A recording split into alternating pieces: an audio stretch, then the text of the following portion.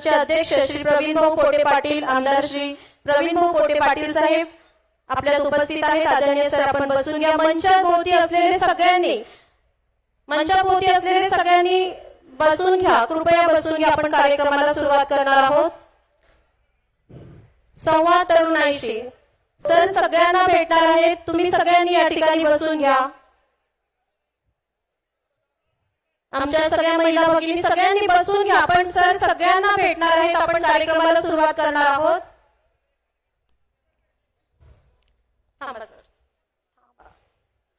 आदरणीय तुकाराम मुंडे सर, ज्यांच्या निर्णयात नियमांची ताकद आहे, ज्यांच्या कार्यपद्धतीत सचोटीचा सुवास आहे, ज्यांच्या प्रशासनात पारदर्शकतेचा दीप अखंड प्रज्वलित आहे, अशा कर्तव्यनिष्ठ, निर्भीड आणि लोकहिताला सर्वोच्च मानणारे व्यक्तिमत्वाचे आज आपण संवाद तरुणाईशी या मार्गदर्शन कार्यक्रमात मनपूर्वक स्वागत करीत आहोत। मंचाभोवती सगळी गर्दी, कृपया आपण सगळ्यांनी शांततेने बसून घ्यावं। संपूर्ण महाराष्ट्रात ज्या कार्यक्रमाला इतका उदंड प्रतिसाद मिळाला आहे, त्या कार्यक्रमाला आपण सुरुवात करीत आहोत। सगळे कॅमेरामॅन, पत्रकार मंडळी, आपण सगळ्यांनी बसून घ्या।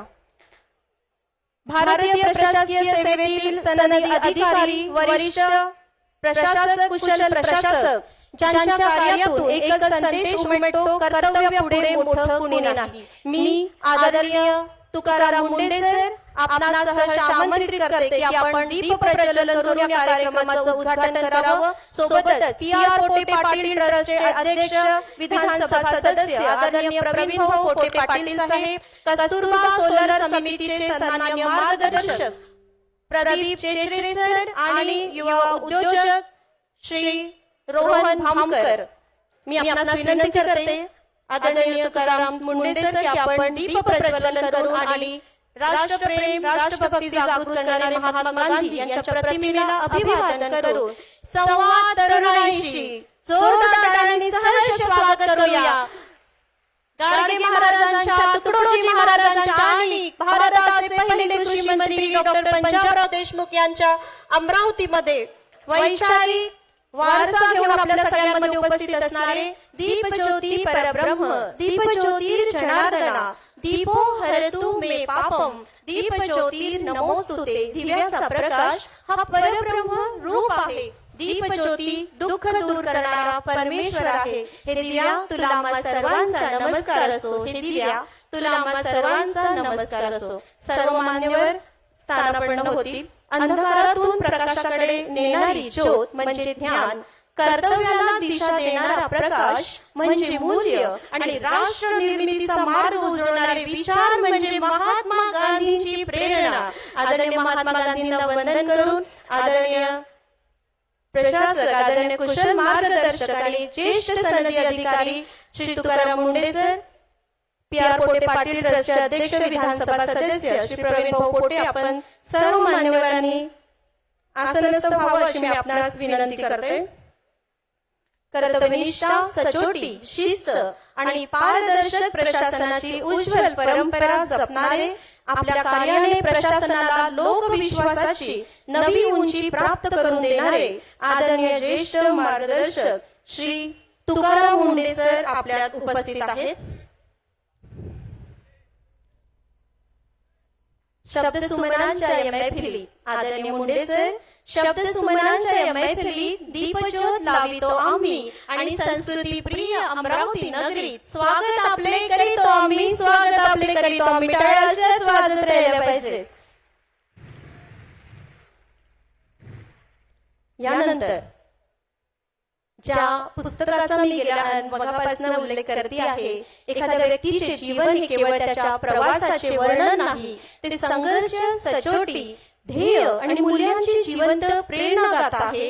अशाच एका प्रेरणादायी जीवन प्रवासाला आज दृश्यरूप देणारा हा अविस्मरणीय क्षण आणि आता त्या प्रेरणादायी प्रवासामागील संघर्ष, मूल्य, ध्यास आणि व्यक्तिमत्वाचा उलगडा करणारा मेकिंग ऑफ तुकाराम हा विशेष दृकश्राव्य प्रवास आपल्या भेटीला येत आहे। मंडळी, हा प्रवास, हा व्हिडिओचं केवळ लोकार्पण नाही, तर एका ध्येयवेड्या प्रशासकाच्या विचार विश्वाचा, संघर्षाचा, कर्तव्यनिष्ठेचा आणि जनसेवेच्या अखंड प्रवासाचा सन्मान आहे. मी आदरणीय तुकाराम मुंडे सर आपणास विनंती करेल की आपण रिमोटची कळ दाबून मेकिंग ऑफ तुकाराम या व्हिडिओचं या ठिकाणी लॉन्च करावं. खऱ्या अर्थाने कर्तव्याला धर्म मानणारे, सचोटीला जीवन मूल्य मानणारे, न्यू इराद्वारे प्रकाशित, शफी पठाणद्वारा लिखित तुकाराम या पुस्तकाच्या मेकिंग ऑफ तुकाराम या पुस्तकाचं लॉन्चिंग या ठिकाणी होणार आहे. श्री तुकाराम मुंडे सर यांच्या जीवनावर आधारित तुकाराम या पुस्तकाचा मेकिंग ऑफ तुकाराम. कारण सर जाणतात की गेल्या पूर्ण महाराष्ट्र आणि संबंध भारतभरातून आदरणीय सरांच्या मार्गदर्शनाला, कारण सर तुमच्यामुळे आम्ही आता स्वच्छ खात आहोत, निर्भीड जगत आहोत आणि महाराष्ट्राच्या कानाकोपऱ्यातनं विकासाची एक दृष्टी मिळते आहे. Launching making of Tukaram. हा क्षण माझ्यासाठी अत्यंत मोठा आहे. शब्दात मला भावना व्यक्त करता येणार नाहीत. मला सांगायला अतिशय आनंद वाटतो की या पुस्तकाला इतका अभूतपूर्व प्रतिसाद मिळालेला आहे. प्रकाशनपूर्व 1,00,000 प्रतींची नोंद झालेली आहे. त्याबरोबरच रोजच्या ऑनलाईन ऑर्डर 5,000 प्लस आहे, सिंगल ऑर्डर 500 प्लस आहे आणि बल्क ऑर्डर तर काही लिमिटच नाही. मराठी साहित्यामध्ये हा पुस्तकाने अक्षरशः रेकॉर्ड ब्रेक केला, इतिहास केला. दररोज डिस्ट्रीब्युटरचे 1+1 इतके कॉल येत आहेत. गेल्या 3 दिवस मी स्वतः 1,500 पाऊल उचलले असतील. पुस्तक जास्तीत जास्त 20-25 हजार प्रती जातील असं आम्हाला वाटलेलं, परंतु प्रकाशनपूर्व 1,00,000 प्रतींची पूर्ण नाव नोंदणी झाली. मग त्याच्यानंतर आम्ही स्वतःला तयार केलं. काही झालं तरी आता मागं हटायचं नाही. ते पुस्तक जास्तीत जास्त लोकांपर्यंत पोहोचवायचं.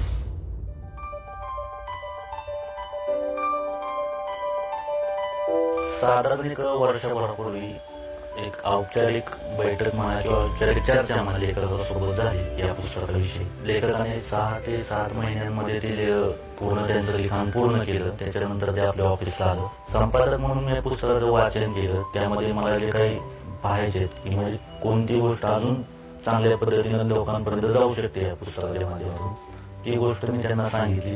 त्यांनी ती ऍक्सेप्ट केली. पुस्तकाच्या निर्मितीमध्ये पुस्तकावरील संस्कार जे असतात तो सगळ्यात मोठा भाग असतो. यामध्ये सगळ्यात पहिला भाग येतो तो प्रूफ रिडिंगचा येतो.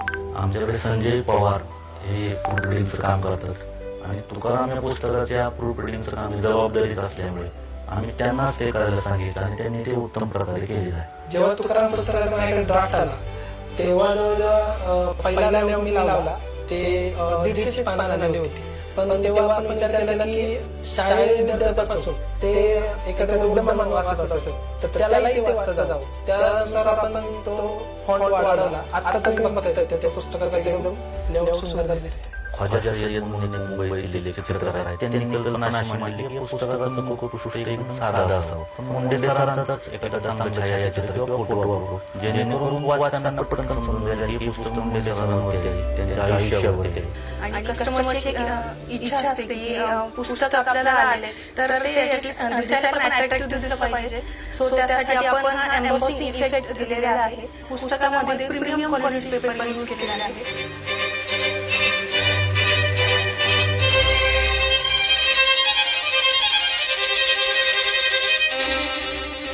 आजची कधी हानी होती हे खरं आम्हाला आता जाणवतं, कारण की एवढा पाऊस आहे. आमचं सगळं मटेरियल सगळं मुंबईवर येतं. 4 दिवस पेपर येत नव्हता. आम्ही सगळे टेन्शन मध्ये होतो, पण देवाच्या कृपेने पेपर पण आला, सगळं अवेलेबल झालं आणि पुस्तक एकदम आम्ही देऊ शकलो.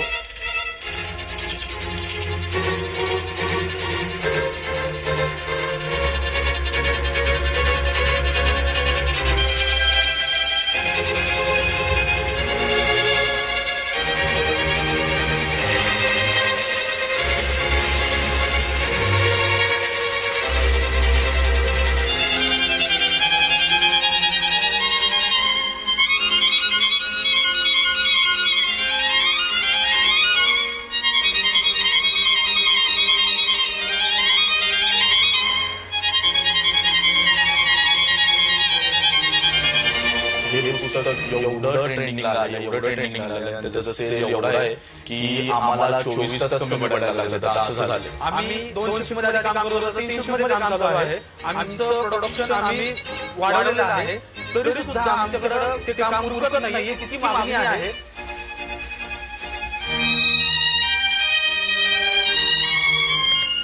मंत्रालयाकडनं आम्हाला जी मागणी येत आहे ती आम्ही पूर्ण करण्याचा पुरेपूर प्रयत्न करत आहोत.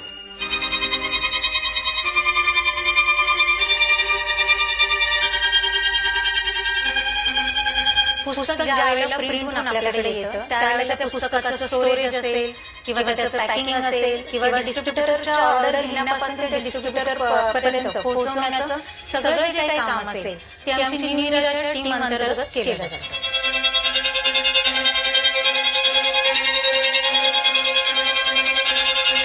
कधी त्रास झाले पुस्तकाची बॉक्स प्रिंट म्हणून यायचे तर ठेवायला जागा नसायची. कधी पिशव्या संपायच्या, कधी बारकोड स्टिकर संपायचे, कधी बॉक्स संपायचे.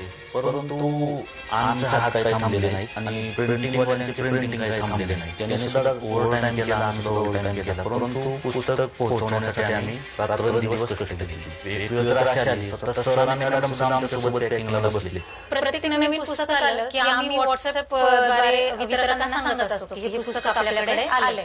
पण तुकाराम या पुस्तकाच्या बाबतीत उलटच झालं की डिस्ट्रीब्युटर आम्हाला स्वतःहून या पुस्तकाची मागणी करू लागले. महाराष्ट्रामध्ये पुस्तक बरोबर जरी पोहोचवलं जात असतं तरी त्याच्यासोबतच आमच्या इतर लेखकांची जी पुस्तकं आहेत त्याच्याही सिंगल ऑर्डर, डिस्ट्रीब्युटरच्या ऑर्डर त्याही चालू आहेत आणि त्याही आम्ही त्याच्या ताकदीने लोकांपर्यंत पोहोचवत आहोत.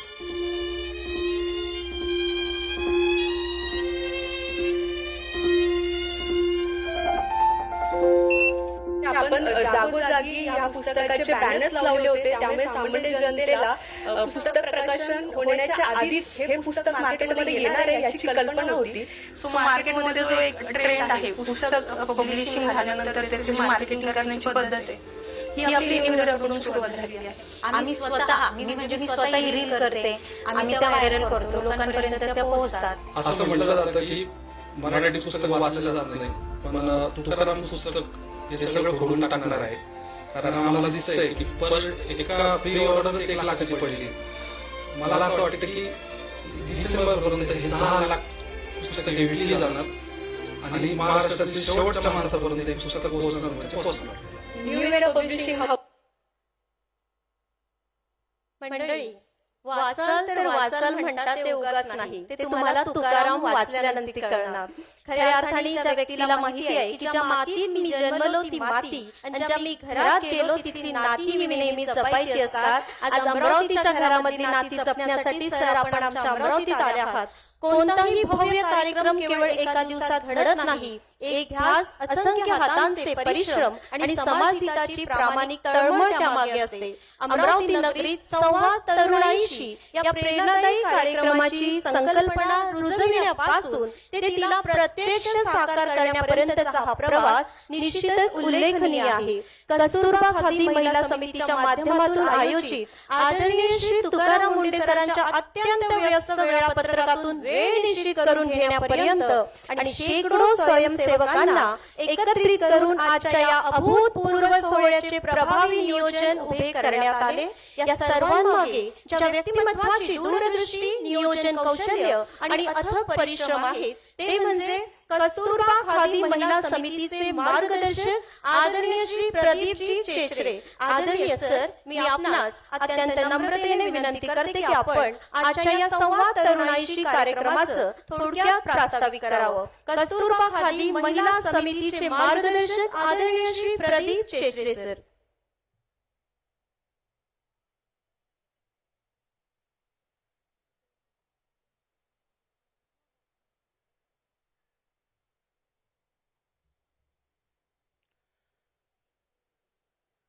अमरावती शहरात प्रथमच आयोजित संवाद तरुणाईशी या प्रेरणादायी कार्यक्रमाचे मुख्य मार्गदर्शक आदरणीय श्री तुकारामजी मुंडे सर.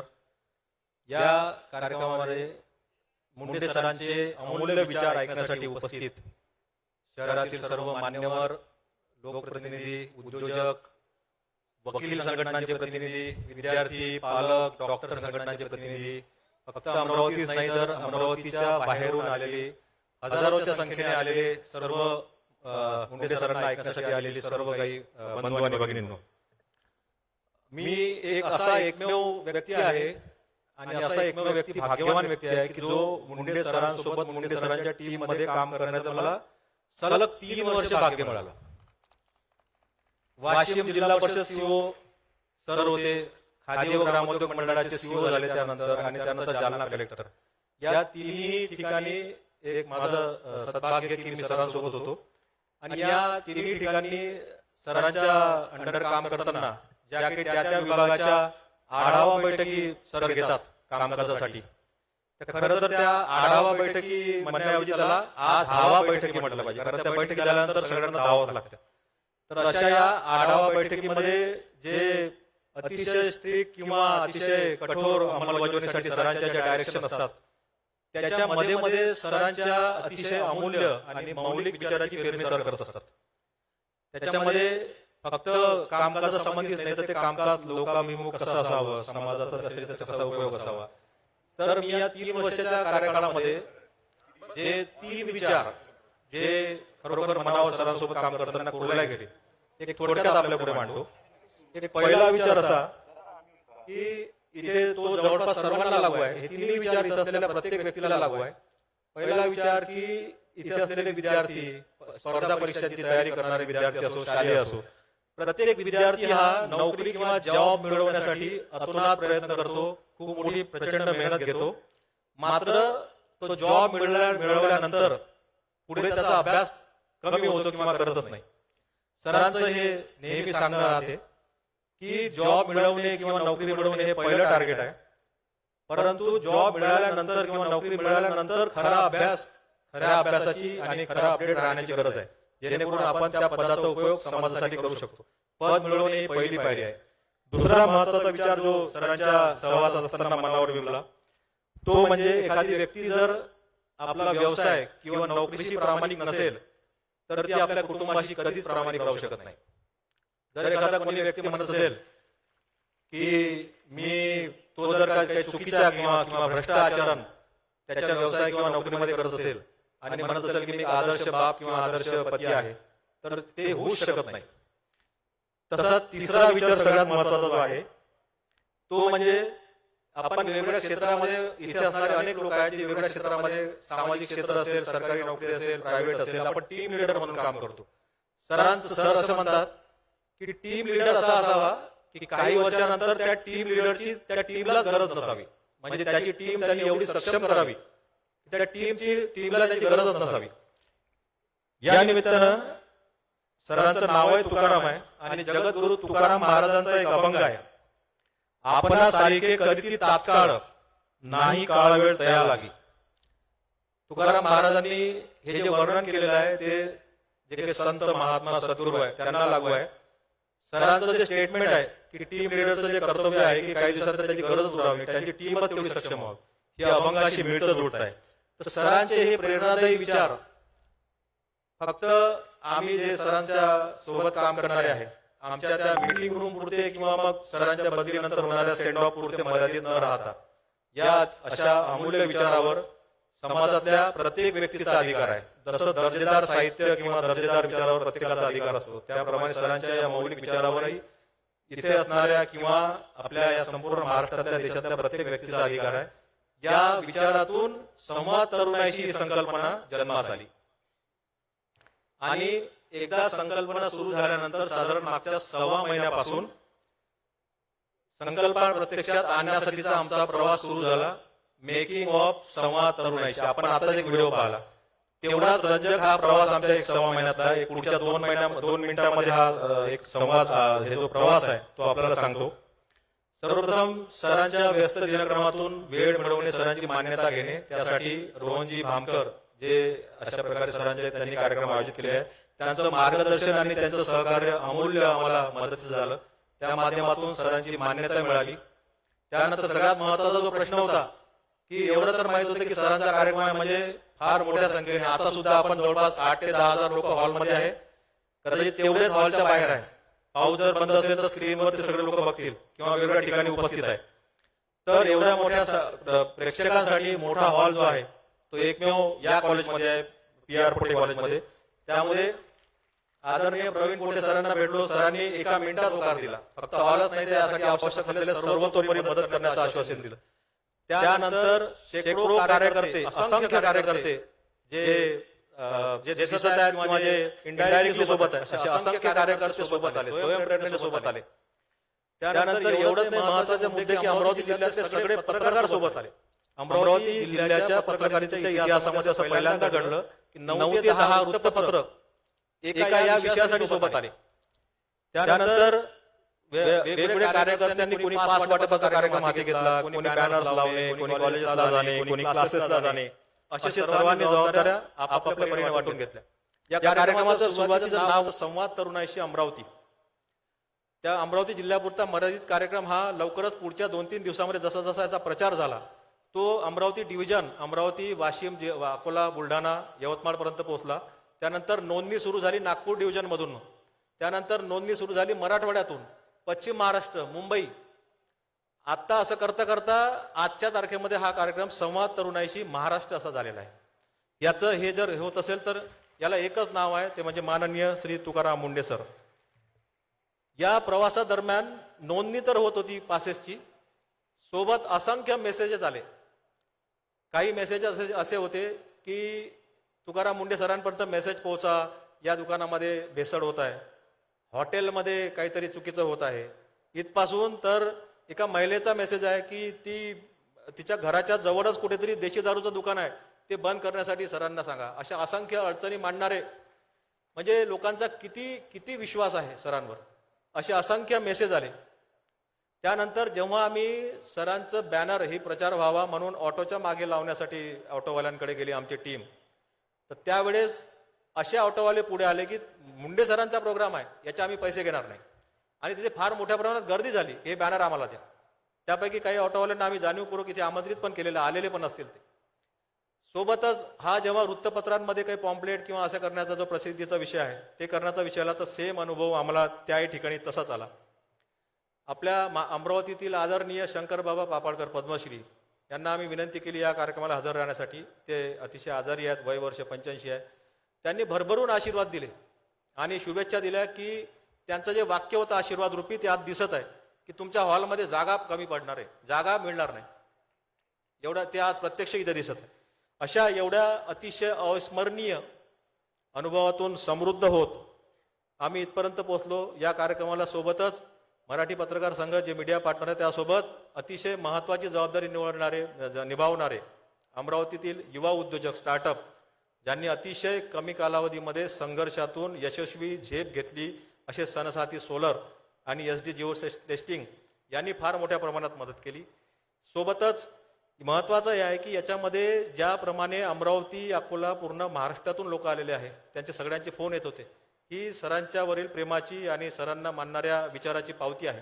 आपण दररोज TV किंवा वृत्तपत्र किंवा सोशल मीडिया या माध्यमातून सकाळ उठल्यापासून जे काही नकारात्मकता किंवा वेगवेगळ्या क्षेत्रामध्ये वाढत चाललेला जो भ्रष्ट आचरण आहे ते बघत असताना कधी कधी असं वाटायला लागलं होतं की जगातला चांगुलपणा कधी संपला की काय. परंतु या कार्यक्रमाच्या निमित्ताने जे आम्ही अनुभव घेतले त्या माध्यमातून चांगुलपणाचे एवढे उदाहरणं आले, एवढे उदाहरणे समोर आलं की लक्षात आलं की अरे हे तर 90% तर संपूर्ण लोकसंख्या किंवा लोक हे सगळे चांगलेच आहेत, जे आपण वास्तव बघतो ते निवडक आहेत. आणि याच प्रेरणेतून आम्ही मग या कार्यक्रमाच्या निमित्ताने विचार मंथन स्पर्धा डिक्लेअर केली. त्याच्यामध्ये 2 विषय ठेवले, 2 वयोगट होते.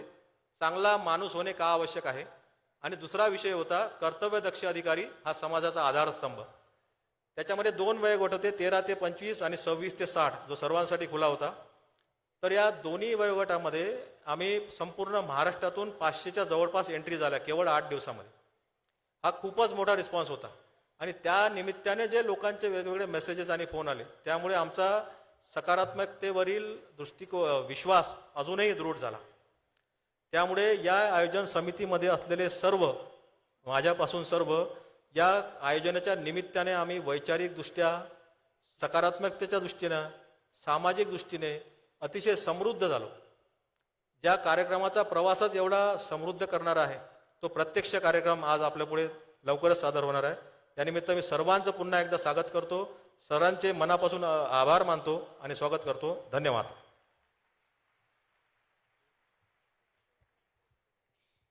गेल्या 1 तासापासून सरांविषयी आणि मेकिंग ऑफ तुकाराम विषयी मी तुम्हाला सारखी सांगते. पुन्हा एकदा सभागृहात, सभागृहाच्या बाहेर आणि रस्त्यापर्यंत आवाज येत असेल त्या सर्व स्नेहीजनांचं मनपूर्वक स्वागत आहे. आदरणीय तुकाराम मुंडे सर, आता तुमच्याविषयी फार बोलणं म्हणजे सूर्याला प्रकाश देण्यासारखं राहील. जे जे काही आहे मंडळी ते सगळं आपण घेऊयात. आदरणीय तुकाराम मुंडे सरांच्या यशस्वी जीवनाचा आढावा. टेक्निशियन्सला विनंती आहे, कृपया सरांच्या जीवनावर आधारित चित्रफित. आता आवाज तिकडे ऐका. मोठी होत नाहीत, ती मोठी होतात ती आपल्या तत्वांमुळे आणि समाजासाठी घेतलेल्या निर्भीड भूमिकेमुळे. निष्ठा, निर्धार आणि नैतिकतेचे दुसरे नाव म्हणजेच भारतीय प्रशासकीय सेवेतील कणखर अधिकारी श्री तुकाराम अश्रुबाई हरिभाऊ मुंडे. अत्यंत शिस्तबद्ध कार्यशैलीकरिता ओळखल्या जाणाऱ्या अधिकाऱ्याचा प्रवास सोपा कसा असेल बरे? बीड जिल्ह्यातील ताडसोन्ना या छोट्याशा गावातील जन्म, मर्यादित साध्य परंतु डोळ्यात मोठी स्वप्न. अर्ध्या भाकरीवर निजलेल्या त्या अस्वस्थ रात्री, जेथे 9वी पर्यंत पायात चप्पल देखील नव्हती. शिक्षणासाठी अवघ्या 14व्या वर्षी घर सोडावे लागले. त्याच मुलाने भारतीय प्रशासकीय सेवा परीक्षेत देशात 20व्या क्रमांकावर मजल मारली आणि एका सामान्य शेतकरी कुटुंबातील मुलाने असामान्य इतिहास घडवला. माझा तुका साहेब व्हावा म्हणून उत्तम शिक्षणासाठी घरातून पळवून नेणारा मार्गदर्शक असा भाऊ आणि साहेब झाल्यावर आकाशाला गवसणी घाल मात्र मातीशी इमान राख ही शिकवण देणारी ती माऊली. यातून सुरू झाला निर्भीडतेचा यशस्वी प्रशासकीय प्रवास, ज्यामध्ये त्यांनी स्वतःची प्रतिष्ठा नाही तर पद आणि कर्तव्याप्रती खरी निष्ठा जपली. महाराष्ट्रातील विविध नगरपालिका, महानगरपालिका, जिल्हा प्रशासन किंवा राज्य शासनातील विविध विभाग असो, जेथे जबाबदारी मिळाली तेथे त्यांनी आपल्या प्रत्येक निर्णयातून एकच संदेश दिला: कायद्यापुढे कुणीही मोठे नाही. कोविडच्या अभूतपूर्व संकटात नागपूरमध्ये त्यांनी दिवस रात्र जनतेसाठी काम केले आणि कोविड संकटाच्या काळात राज्य प्रशासनाला दिलेला नागपूर पॅटर्न आजही अनेकांच्या स्मरणात आहे. दिव्यांग कल्याण विभागाची जबाबदारी स्वीकारल्यानंतर त्यांना सन्मानाने जगण्याची संधी मिळावी यासाठी पदाची खुर्ची विसरून कुणाचा हात, कुणाची कुबडी तर दृष्टीहीनांचे डोळे होऊन ते दीपस्तंभ झाले. ते दिव्यांगांचे देव झाले. खादी ग्रामोद्योग आयोगातील त्यांचा स्वदेशी बाणा, स्वच्छ पारदर्शी कामकाजातून प्रेरणा घेत अनेक महिला आत्मनिर्भर झाल्यात. त्यातूनच उदयास आली अमरावती येथील आदिवासी भगिनींचे कस्तुरबा सोलर खादी महिला उद्योग समिती कुटीर. आषाढवारी वारकऱ्यांनी श्री तुकाराम मुंडे यांचे फोटो डोक्यावर घेऊन मिरवले ते उगाच नव्हते. सोलापूरचे तत्कालीन जिल्हाधिकारी म्हणून त्यांनी घेतलेला ठाम निर्णय मुख्यमंत्री वगळता VIP दर्शन बंद आणि विठ्ठलाचे दर्शन सर्वसामान्य वारकऱ्यांसाठी सुलभ केले. हीच खरी लोकाभिमुख प्रशासनाची ओळख. आज महाराष्ट्राचे अन्न व औषध प्रशासन आयुक्त म्हणून कार्यभार सांभाळत असताना या देशाला राजकीय स्वातंत्र्यापेक्षा स्वच्छता अधिक महत्वाची आहे ही महात्मा गांधीजींची शिकवण लक्षात ठेवून ते पुन्हा एकदा जनहिताच्या लढाईत अग्रभागी उभे आहेत. भेसळयुक्त अन्न विरोधातील धडक कारवाया आणि नागरिकांच्या आरोग्याच्या संरक्षणासाठी सातत्याने सुरू असलेली मोहीम आज संपूर्ण महाराष्ट्र पाहत आहे. या सर्व प्रवासात त्यांच्या अनेक वेळा बदल्या झाल्या, राजकीय दबाव आला, टीका झाली, वाद झाले, पण त्यांची सचोटी, त्यांची तत्वनिष्ठा, त्यांची लोकसेवा कधीच बदलली नाही. तुकोबा म्हणतात ना, सत्य असत्याशी मन केले ग्वाही, मानियले नाही बहुमता. आजची तरुणाई त्यांच्याकडे फक्त एक अधिकारी म्हणून पाहत नाही, तर स्वप्न पाहण्याची प्रेरणा, प्रामाणिक राहण्याची हिंमत आणि निर्भीडपणे निर्णय घेण्याची क्षमता म्हणून पाहतात. हा प्रवास एका IAS अधिकाऱ्याचा नाही, हा प्रवास आहे संघर्षाचा, धैर्याचा, कर्तव्याचा आणि निस्वार्थ लोकसेवेचा.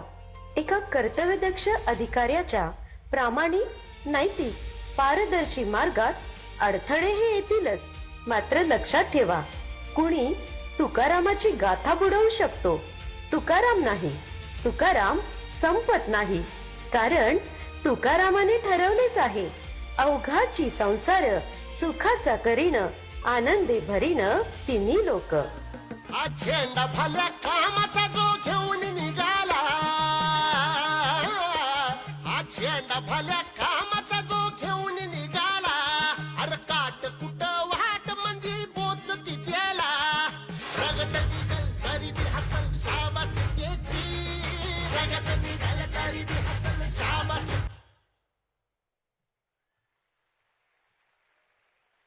आदरणीय मुंडे सर, आता काय बरं बोलावं. राष्ट्रसंत तुकडोजी महाराजांच्या विचारातून तुमच्या श्रमास प्रतिष्ठा मिळो, सकलांचे लक्ष तुमच्याकडे वळो, मानवतेचे तेज झळझळो विश्वा माझिया. टाळ्यांच्या जोरदार गजरात मार्गदर्शन करण्याकरिता सहर्ष आमंत्रित करते लोककल्याण या मूल्यांचा अखंड ध्यास घेणारे, प्रशासनाला जनसेवेचे प्रभावी माध्यम बनविणारे, कठोर निर्णय क्षमता आणि निस्वार्थ सेवाभाव यांचा सुंदर संगम म्हणजे भारतीय प्रशासकीय सेवेतील वरिष्ठ अधिकारी श्री तुकाराम मुंडे सर. मी कस्तुरबा सोलर खादी महिला समितीचे मार्गदर्शक श्री प्रदीप चेचरे सर आणि त्यांच्या संपूर्ण महिला समितीला या ठिकाणी आमंत्रित करते. तत्पूर्वी PR पोटे पाटील एज्युकेशन ट्रस्टचे अध्यक्ष आणि विधानसभा सदस्य आदरणीय प्रवीण पोटे पाटील साहेब, आदरणीय तुकाराम मुंडे सर यांचे या ठिकाणी स्वागत करेल. टाळ्याशाच वाजत राहिल्या पाहिजे.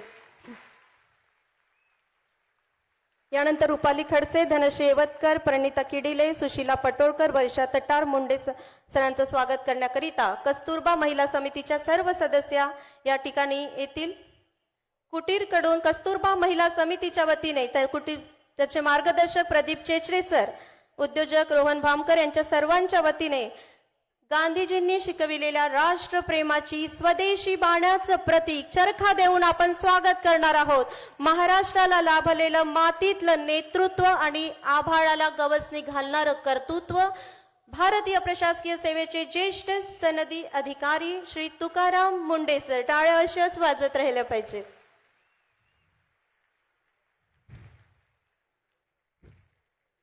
पुन्हा एकदा तेच, आजचा हा कार्यक्रम म्हणजेच अवघा रंग एक झाला, रंगी रंगला श्रीरंग, मी पण तू पण गेले वाया, पाहता पंढरीच्या तुकोबाया.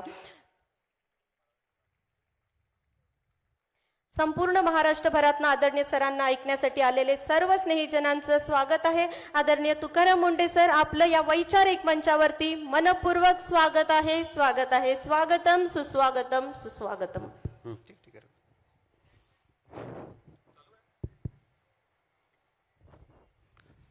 नमस्कार.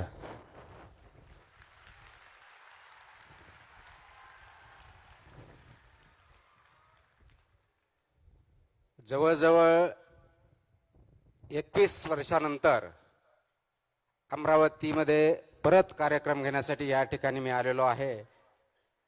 ते आपल्या सर्वांच्या आशीर्वादानं, सर्वांच्या प्रेमानं आणि आपल्या आग्रहाखातर एवढ्या मोठ्या जनसमुदाय इथे आपण आलात.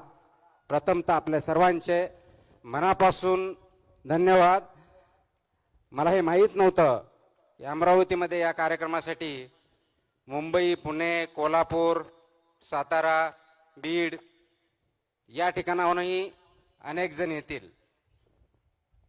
परंतु अत्यंत मी भारावून गेलो आहे की एवढ्या मोठ्या प्रमाणामध्ये या ठिकाणी आपण सर्व महाराष्ट्रातून आलेला आहात. मला असं वाटतं की एवढं प्रेम खरोखरच त्याचा मी लायकीचा आहे का, हा प्रश्न मला पडलेला आहे.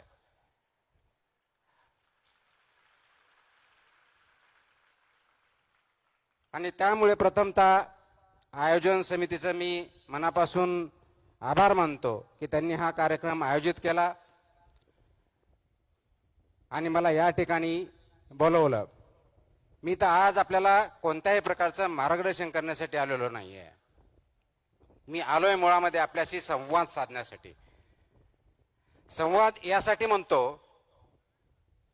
की 2005 साली ज्यावेळेस मे महिन्यामध्ये UPSC सिव्हिल सर्व्हिसेसचा फायनल रिझल्ट लागला होता, मला तो दिवस अजूनही आठवतो. 11 मे 2005 या दिवशी तो निकाल लागला होता. आणि त्यावेळेस मी यशोदामध्ये महाराष्ट्र लोकसेवा आयोगामार्फत निवडणूक झाली होती. Maharashtra finance and account service group B याचं ट्रेनिंग घेत होतो. आणि त्या दिवशी निकाल लागल्यानंतर, भारतात विसावा आल्यानंतर सर्वसाधारणपणे 4च्या आसपास मला तो निकाल कळला. आणि 3:59 बरोबर असलेले क्लास 1 अधिकारी, मी क्लास 2 होतो, अगोदर तुकाराम म्हणून हाक मारायचे आणि 4 वाजता सर म्हणून हाक मारायला लागले.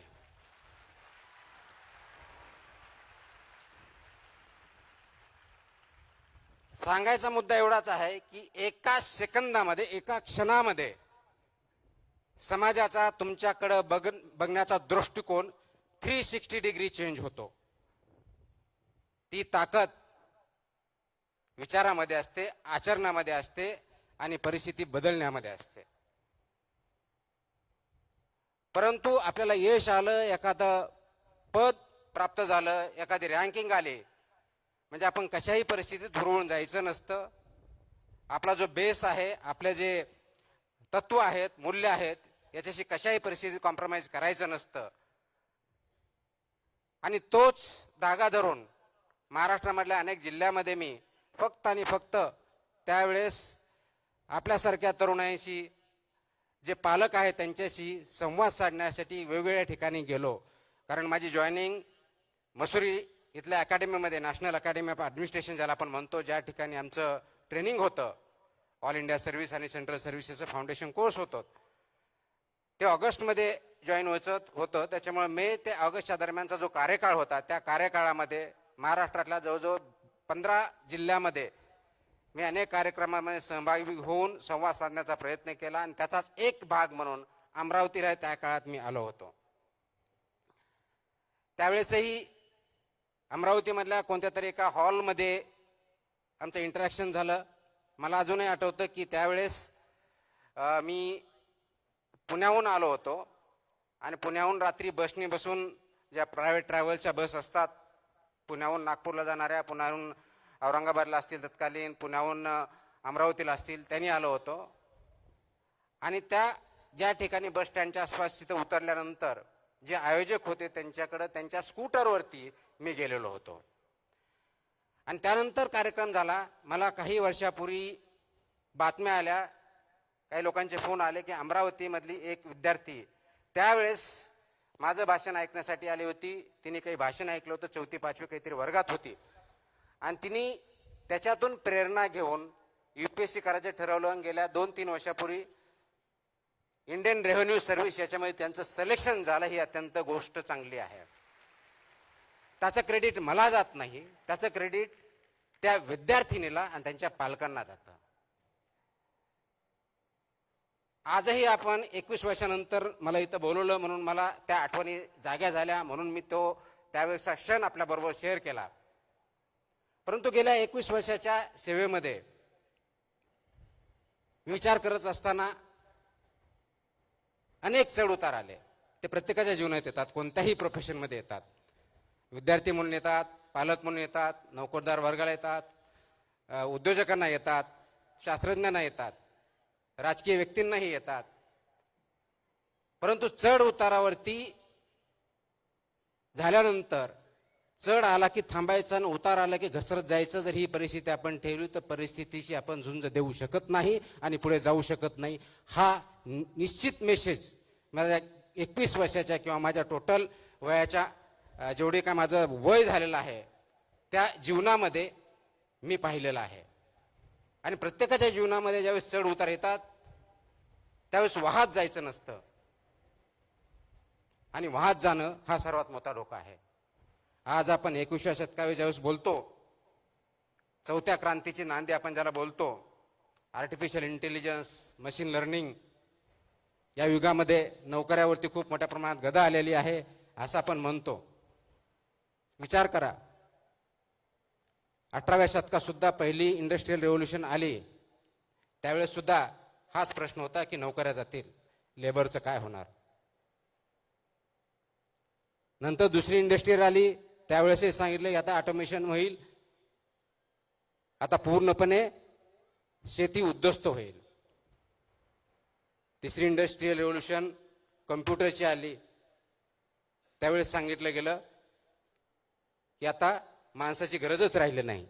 आणि आता चौथी इंडस्ट्रियल रेव्होल्यूशन आली, त्यावेळेस आपण म्हणतो की आता माणसाच्या बुद्धिमत्तेपेक्षाही मशीनची बुद्धिमत्ता पुढे गेली असल्यामुळं माणसाचं एक्झिस्टन्स राहील की नाही हाही प्रश्न आपण सध्या विचार करतोय, भेडसावतोय. कदाचित कम्प्युटर्स, IT, AI याच्यामुळे बुद्धिमत्ता वाढली असेल. प्रश्न बुद्धिमत्तेचा नाहीये. आज सर्वांना पडणारा प्रश्न आहे तो बुद्धिमत्तेपेक्षाही आपल्यामध्ये विवेक आहे का याचा. ज्ञान आहे का माहिती आहे. आणि माहिती आणि ज्ञान जर असेल तर विवेक आपल्याकडे आहे का. कारण माहिती तर आज आपल्या सगळ्याच्या मोबाईल फोनवरती आहे.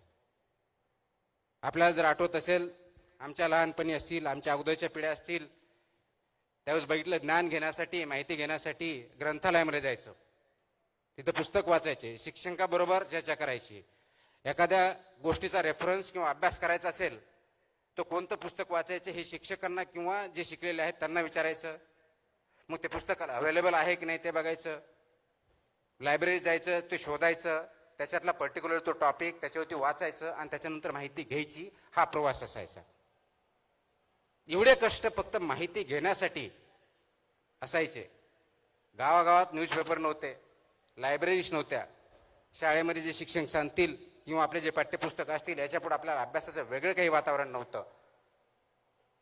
आज जगातली सर्व माहिती, फक्त जगातलीच नाही, अनेक शतकानुशतके याची माहिती किंवा पुढं काय होईल याची शक्यता हे आपल्या सर्वांच्या खिशामध्ये असतं, स्मार्टफोन. आणि एवढी माहिती आपल्या खिशामध्ये असतानाही आपल्याला अनेक प्रश्नांना तोंड द्यावं लागतं. तर ते का? माहितीसाठी नाही, माहिती तर भरपूर आहे. ज्ञानासाठी नाही, ज्ञान आपल्याला आपल्या गुगलवरती, मोबाईलवरती क्लिक केलं किंवा आता ChatGPT पासून AIचा वापर केला की ज्या सगळ्या प्रश्नाचे उत्तर भेटतात, पण ज्ञान पण भेटतं. मग अशा परिस्थितीमध्ये जन जी असतील किंवा आता नवीन जन अल्फा असेल किंवा त्याच्या अगोदरचे जनरेशन असेल, यांनी करायचं काय? तुमच्या माझ्यासमोर प्रश्न पडतो, यांच्या नोकऱ्या जातील. याच्या अगोदर 3 इंडस्ट्रियल रेव्होल्यूशन झाला, त्यावेळेस कुणाच्या नोकऱ्या गेल्या नाही, नोकरीचं स्वरूप बदललं. आजही तीच परिस्थिती आहे. आणि म्हणून ज्ञान घेण्यासाठी जी धडपड करावी लागत होती ती आता करण्याची गरज नाही, कारण ते तुमच्या पॉकेटमध्ये अवेलेबल आहे. माहिती गोळण्यासाठी तुम्हाला प्रयत्न करण्याची गरज नाही, कारण ते तुमच्या फिंगर टिप्समध्ये अवेलेबल आहे. मग माहितीची गरज नाही, ज्ञान गोळा करण्यासाठी आपल्याला कष्ट करावं लागत नाहीत. पण या मशीनमध्ये, AI मध्ये विवेक कुठं आहे? हा विवेक कुठेतरी लपून बसलेला आहे, कुठेतरी आढळून बसलेला आहे आणि ते विवेकाची पोकळी निर्माण झालेली आहे. हा सर्वात मोठा प्रश्न आपल्या समोर आहे. इमॅजिन करा, रात्रीचे 11 वाजलेत, अमरावती असेल, नागपूर असेल, नागालँड असेल, मुंबई असेल, दिल्ली असेल, पॅरिस असेल, लाईटी बंद झाल्यात, सगळेजण झोपलेत, खेडेगाव असेल आणि त्या बेडवरती तरुण मुलं मुली पडलेले आहेत. निळसर रंगाची छाप आपल्या चेहऱ्यावरती दिसते आहे, ते मोबाईल ओपन करून, आणि मोबाईलवरती आपला अंगठा चालू आहे स्क्रोल करण्यासाठी. इन्स्टा असेल, फेसबुक असेल, ट्विटर असेल, स्क्रोल, हसतो, काहीतरी जोक असतो, स्क्रोल, राग येतो, अनएम्प्लॉयमेंट, स्क्रोल, कोणतरी नट नट येते, एकदम चांगलं श्रीमंत, मत्सर वाटतो, आईवडिलांसारखं येतो, त्याच्याकडे गाडी दिसते, कुटुंबावर बंगला दिसतो. प्रश्न पडतो, मी कुठं आहे? माझा मार्ग तर चुकला नाही ना? मी कुठं कमी पडतोय? लगेच माझं कंपॅरिझन सुरू होतं. पुन्हा बरोबर, मोठ्या गाडी बरोबर, हिरो हिरोईन बरोबर, फोटो जे खूप चांगले आहेत, सुंदर आहेत, अत्यंत अट्रॅक्टिव्ह आहेत, त्याच्याशी कंपॅरिझन होतं. आणि त्या मोमेंटला आपल्यामध्ये न्यूनगंड सुरू होतो. आज सर्वात मोठा धोका तरुण पिढीला आणि आई वडिलांना सतावत असेल तर आत्ताच्या पिढीमध्ये तयार झालेला हा न्यूनगंड आहे. आणि सर्वात मोठा प्रश्न आपल्याला सोडवायचा आहे. मग याच्यावरती अनेक वेळेस बोललो तर जनजी आळशी आहे, मोबाईल शिवाय त्यांना कळत नाही, रिअल वर्ल्ड कळत नाही, यांना माणूस म्हणून जगण्याची आवश्यकताच वाटत नाही, ते वेगळ्याच विश्वात राहतात. अशा प्रकारचं क्रिटिसिझम केलं जातं आणि ते मला वाटतं योग्य नाही.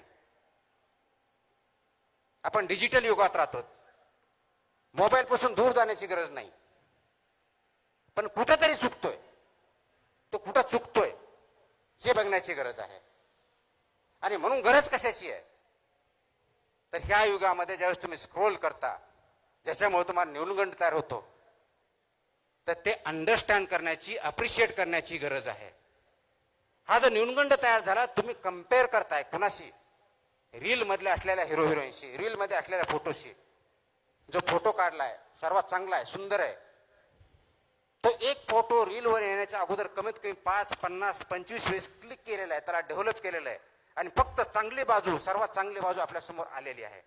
ते 50 फेल झालेले प्रयत्न मात्र तुमच्या समोर आलेले नाहीत. अत्यंत चांगला विनोद आहे, त्याच्यावरती आपण हसतो, मनातून कळकळून असतो, पण तो तसा डायलॉग टाकण्याच्या अगोदर, डायलॉग बोलण्याच्या अगोदर, तो फेकण्याच्या अगोदर त्यांनी कधी 100-200 वेळा त्याची प्रॅक्टिस केलेली, वर्षानुवर्षे केलेले, ते फेलियर्स आपल्या समोर येत नाहीत. आपल्या समोर फक्त सक्सेस दिसतं. कदाचित त्याच भाषेत वेगळ्या पद्धतीने सांगायचं तर आज मी तुमच्या समोर एक वरिष्ठ संधी अधिकारी म्हणून दिसतो. मला बऱ्याच उपमा दिल्या गेल्या, मला वाटत त्याच्यातले कोणत्याही उपमेचं मी लायकी नाही आहे. परंतु ज्यावेळेस मी यशस्वी झालो 2005, त्याच्या अगोदर पासून म्हणजेच 1997, 1998, 1999 या 3 प्रयत्नामध्ये मी फक्त इंटरव्ह्यू पर्यंत पोहोचू शकलो होतो. यशाने अपयशाने खचून गेलो होतो. आणि म्हणून तुमच्या माझ्यासारखा विचार करताना हा मी विचार केला की नाही, आता 2000 आपण इंटरव्ह्यू झालो, सिलेक्शन नाही झालं, म्हणून आपल्या हातात काहीतरी असावं म्हणून विचार करून परत MPSC दिली 2000ची आणि त्याचा फायनल रिझल्ट 2003ला लागला. 4 वर्षे त्याच्यामध्ये गेली. आज कदाचित त्याच्यावरती विचार होऊ शकतो की ते योग्य होतं, अयोग्य होतं.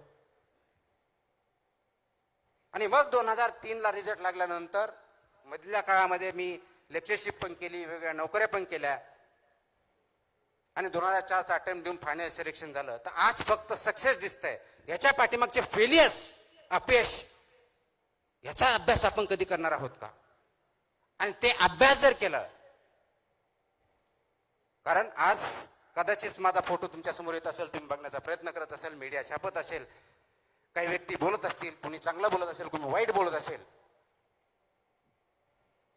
तर यश याच्या अगोदर अपयश यायलाच पाहिजे याची गॅरंटी नाही, आवश्यकता नाहीये. पण अपयश आलं आणि तुम्ही जर माझ्याशी कम्पेअर करायला लागले, त्या हिरो हिरोईनशी कम्पेअर करायला लागले, बिलियनरशी कम्पेअर करायला लागले आणि तो न्यूनगंड आला आणि त्या न्यूनगंडावरून आपण चुकीचे निर्णय घेतले, तर ते मात्र शोकातिंगा या समाजाची ठरेल, तरुण वर्गाची ठरेल. आणि ती शोकातिंगा आपल्या सर्वांना होऊन द्यायची नाही, यासाठी हा संवाद करणार आपल्या समोर आलेलो आहे मी.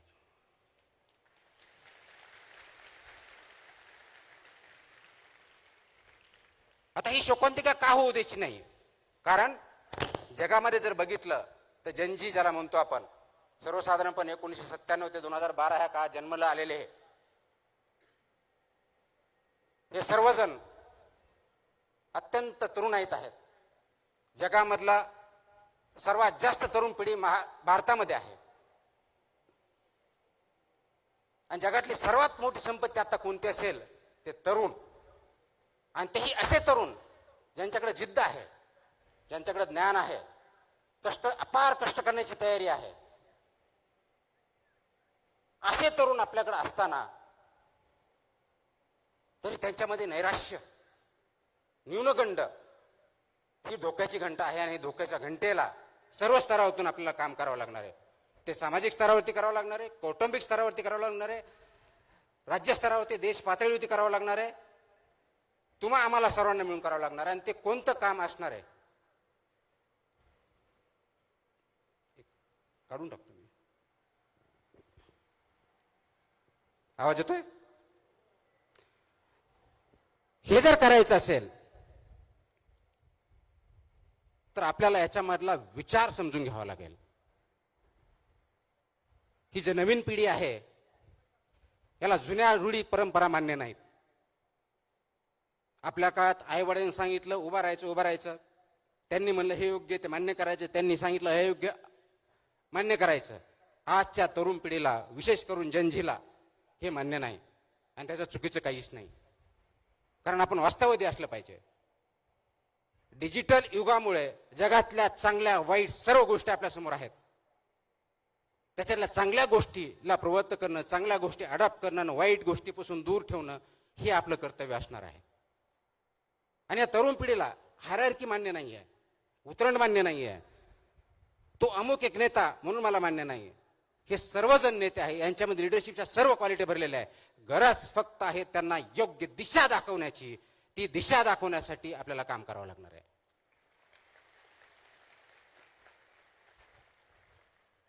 आणि म्हणून आज जी दशा आपण बघतोय, दशातून दिशाकडे कसं जायचं, आणि ही जर दिशा आपण दाखवू शकलो तर जगाला आपण दिशा दाखवून जगामध्ये आपली सार्वभौम सत्तेसारखं जगातलं सर्वात पॉवरफुल राष्ट्र बनवायला जास्त वेळ लागणार नाहीये.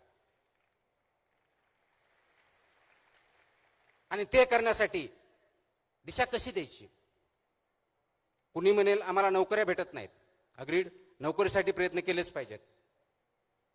नोकरीसाठी प्रयत्न करताना, कारण नोकरी भेटली म्हणजे फक्त तुम्हाला पगार भेटत नाही, त्या पगारावर तुम्हाला प्रतिष्ठा पण भेटते, स्टॅबिलिटी पण येते, विचार पण येतात. आणि सर्वात महत्वाचं त्या नोकरीच्या माध्यमातून असेल तुम्ही समाजाला कॉन्ट्रीब्यूट करणं, तुमच्या हातून चांगलं काहीतरी घडणं हे अपेक्षित असतं. त्यासाठी नोकरी आवश्यक असते. परंतु फक्त नोकरी एवढ्या पुरतं पाठिंबा न लागता नोकरी मागण्याबरोबरच नोकरी देणारे पण तयार होणं गरजेचं आहे. कारण ते सरकारी नोकरी असेल का प्रायव्हेटमध्ये, त्याला लिमिटेशन्स आहेत. म्हणून उद्योजक पण बनवावे लागतील. पण सर्वजण उद्योजक बनू शकत नाहीत. काही जणांना शास्त्रज्ञ पण बनावं लागेल, काहींना शिक्षक बनावं लागेल, डॉक्टर बनावं लागेल, इंजिनियर्स बनावं लागेल. वेगवेगळ्या क्षेत्रामध्ये संधी आहेत.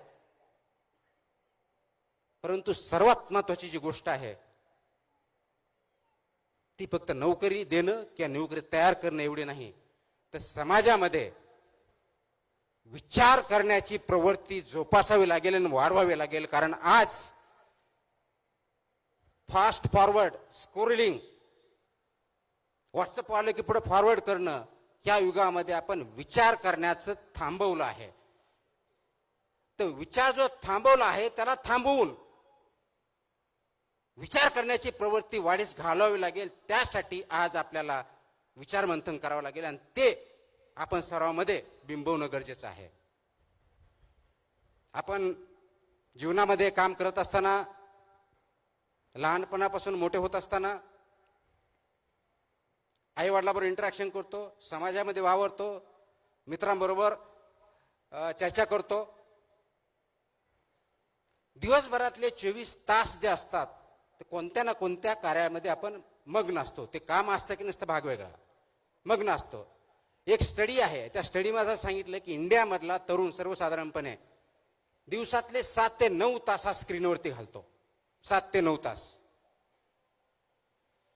आता 7 ते 9 तास ज्यावेळेस स्क्रीनवरती घालतो, त्या स्क्रीनवरती एक स्क्रोल केल्यानंतर, एक अंगठाने एका बोटाने तुम्ही एक स्क्रोल केल्यानंतर किंवा फॉरवर्ड केल्यानंतर विचार करतो का की आज ज्या जोकवरती मी हसलोय त्याचं अल्गोरिदम ऑलरेडी तिथं टिपलं जात आहे. ज्या फोटोवरती मी नॉट लाईक म्हटलंय तो परत आपल्यासमोर येणार नाहीये. ज्याच्यावरती मी टीका केली आहे ते रील्स मला परत भेटणार नाही आहेत. ज्याला मी लाईक केलंय ते सर्व माझ्यासमोर येणार आहेत. आणि हे 2-3 दिवस झालं की आपल्या मोबाईलवर फक्त आणि फक्त आपल्याला जे आवडतं तेच रील्स यायला, बातम्या यायला, स्क्रोल्स यायला चालू होते. आणि मग आपण स्वमग्न होतो त्याच्यामध्ये. 2 तासाचे 4 तास, 4 तासाचे 9 तास, 9चे 12 तास काय होतात कळत नाही.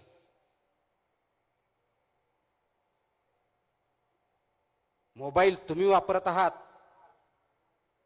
का तुम्हाला मोबाईल वापरतोय हा खरा प्रश्न आज आहे. स्क्रीन तुम्ही चालवत आहात का स्क्रीनच तुम्हाला चालवते याच्यावरती विचार करण्याची, थांबण्याची गरज आज आपल्या सर्वांमध्ये आलेली आहे. मला वाटतं तो जर विचार आपण केला तर अनेक प्रश्न गुंतागुंतीचे जे आपल्याला वाटतात ते सरसकट सुटू शकतात. आणि म्हणून यामुळे काय झालं, मला जे आवडतं ते मी ऐकतो, मला जे आवडत नाही ते माझे शत्रू होतात. विचार वैविध्य होत नाही. लगेच तंटे भांडणं व्हायला सुरुवात होतात. ज्यावेळेस विचार असतो त्यामध्ये विविधता असते. मला जे आवडतं त्याच्या व्यतिरिक्त कोणीही बोलला तो माझा शत्रू, मित्र दूरचा शत्रू, वादविवाद पण नाही. आणि आज आपण जर जगाचा इतिहास बघितला, अगदी शेकडो वर्षाचा बघितला, प्रत्येक वेळेस प्रत्येक शतकात वॉर झालेले आहेत. कधी दगडाने झाले, कधी तलवारीने झाले, कधी बॉम्बगोळ्याने झाले, वर्ल्ड वॉर झाले, केमिकलचे वॉर झाले. आत्ताही जगामध्ये काही ठिकाणी वॉर्स चालू आहेत. पण आज सर्वात मोठं अस्त्र आणि शस्त्र आपल्याकडे जर असेल जगामध्ये आणि ते वापरलं जात असेल युद्धाच्या भूमीवरती तर ते विचारांचं शस्त्र आहे. आणि तो विचार ह्या रील्सच्या माध्यमातून, अल्गोरिदमच्या माध्यमातून तुमच्यापर्यंत पोहोचवला जातोय. तुमचा डोपामाइन इन्क्रीज केला जातोय. आणि हे सगळं अल्गोरिदम सिलिकॉन व्हॅलीमध्ये ज्या कंपन्या बनवतात त्यांना 100% माहिती आहे. आणि त्या अनुषंगानेच हे अल्गोरिदम बनवलेलं आहे, ह्या रील्स बनवलेल्या आहेत. आणि त्याचा बळी तुम्ही आणि मी, आणि विशेष करून भारतासारखा देश ज्या ठिकाणी सर्वात जास्त तरुण मंडळी आहेत त्या ठिकाणी होतोय.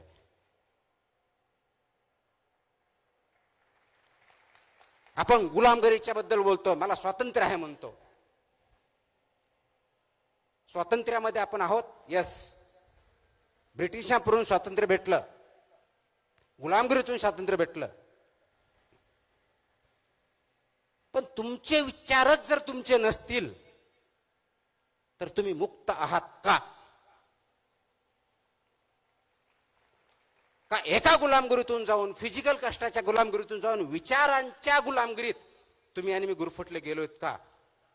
याच्यावरती विचार करणं आणि कार्य करण्याची वेळ आलेली आहे.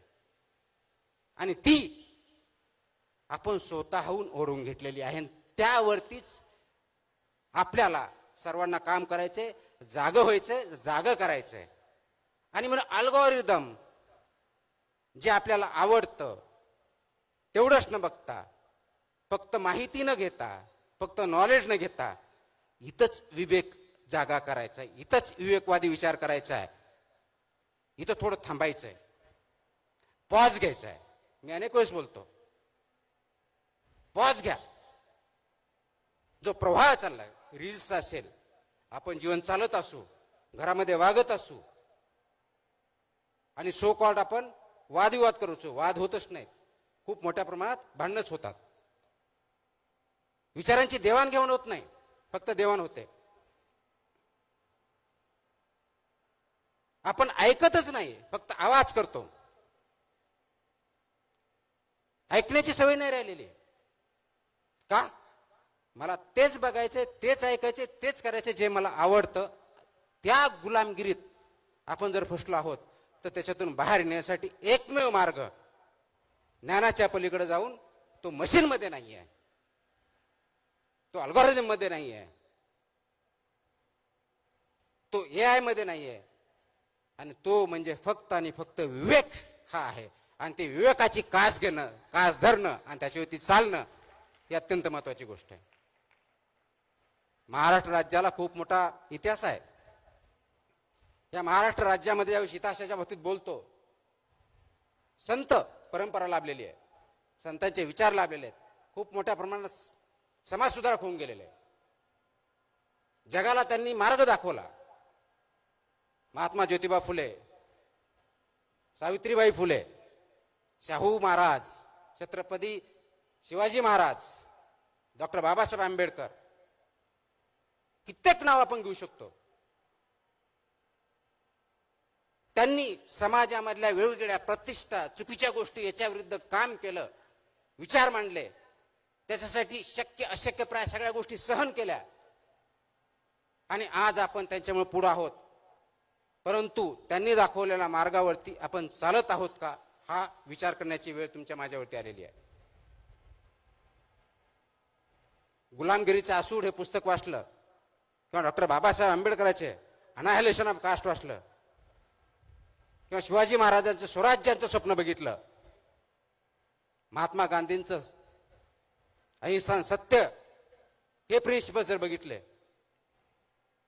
याच्या किती प्रिन्सिपल्स होती, तत्वावरती आपण वाटचाल करत आहोत, हा प्रश्न प्रत्येकाने स्वतःला विचारायचा आहे.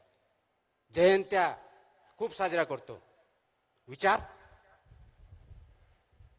कारण जयंत्या साजरा करण्यासाठीही फक्त फूल, त्याचे रील आणि रील फॉरवर्ड याच्या पलीकडे आपण जात नाही. पण त्यांचे विचार आचरणासाठी आपण काय करतोय, हा खरा प्रश्न आहे. आणि ह्या विवेकवादी होण्यासाठी आपल्याला थोडं थांबावं लागेल. आपला जो फ्लो चाललाय त्याला स्लो करावा लागेल. मलाही अनेक वेळेस असं बोललं जातं, खूप जणांनी बोलतात आणि चांगल्या भावनेतून बोलतात, तुम्ही प्रवाहाच्या विरुद्ध का नेहमी जाता. पाण्यात नदीत राहून मगरीशी वैर घ्यायचं नसतं, हाही मला सल्ला दिला जातो. आपण सिस्टमचा भाग आहेत, तर सिस्टमची वैर घेऊन तुम्ही काय करणार, बदल्यापेक्षा दुसरं काही भेटणार नाही, हेही मला सांगितलं जातं. आणि खरा प्रश्न तिथंच आहे. ना मी सिस्टमच्या विरोधात असतो, ना मगरीशी माझं वैर असतं,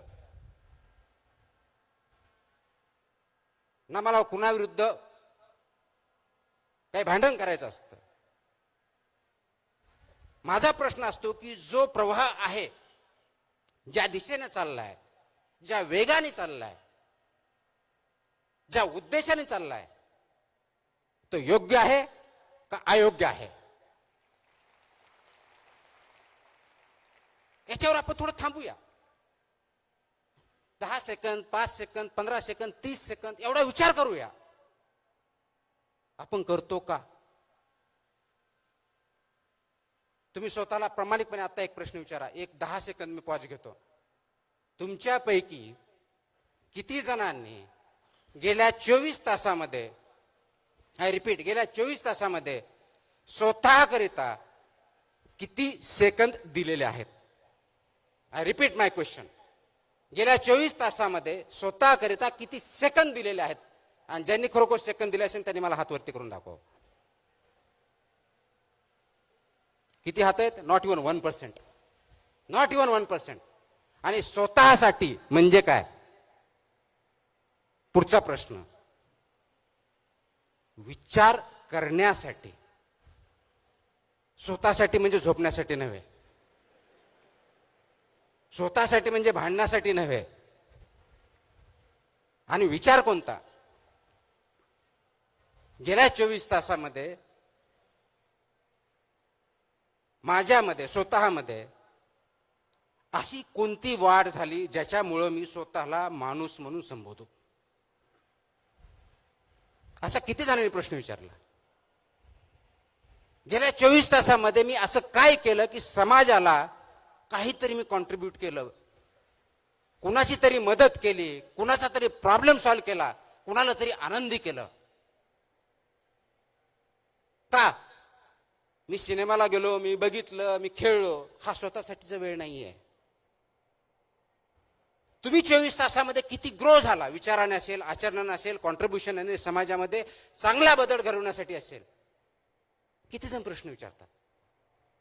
आणि जर याचं उत्तर नसेल तर त्याचा अर्थ एवढाच आहे, तुम्ही माणूस म्हणून जगत नाहीत तर प्रवाहामधला एक ओंडका म्हणून जगत आहात. जिकडं वारं जाईल, जिकडं राहिलं त्या ठिकाणी काम करतायत.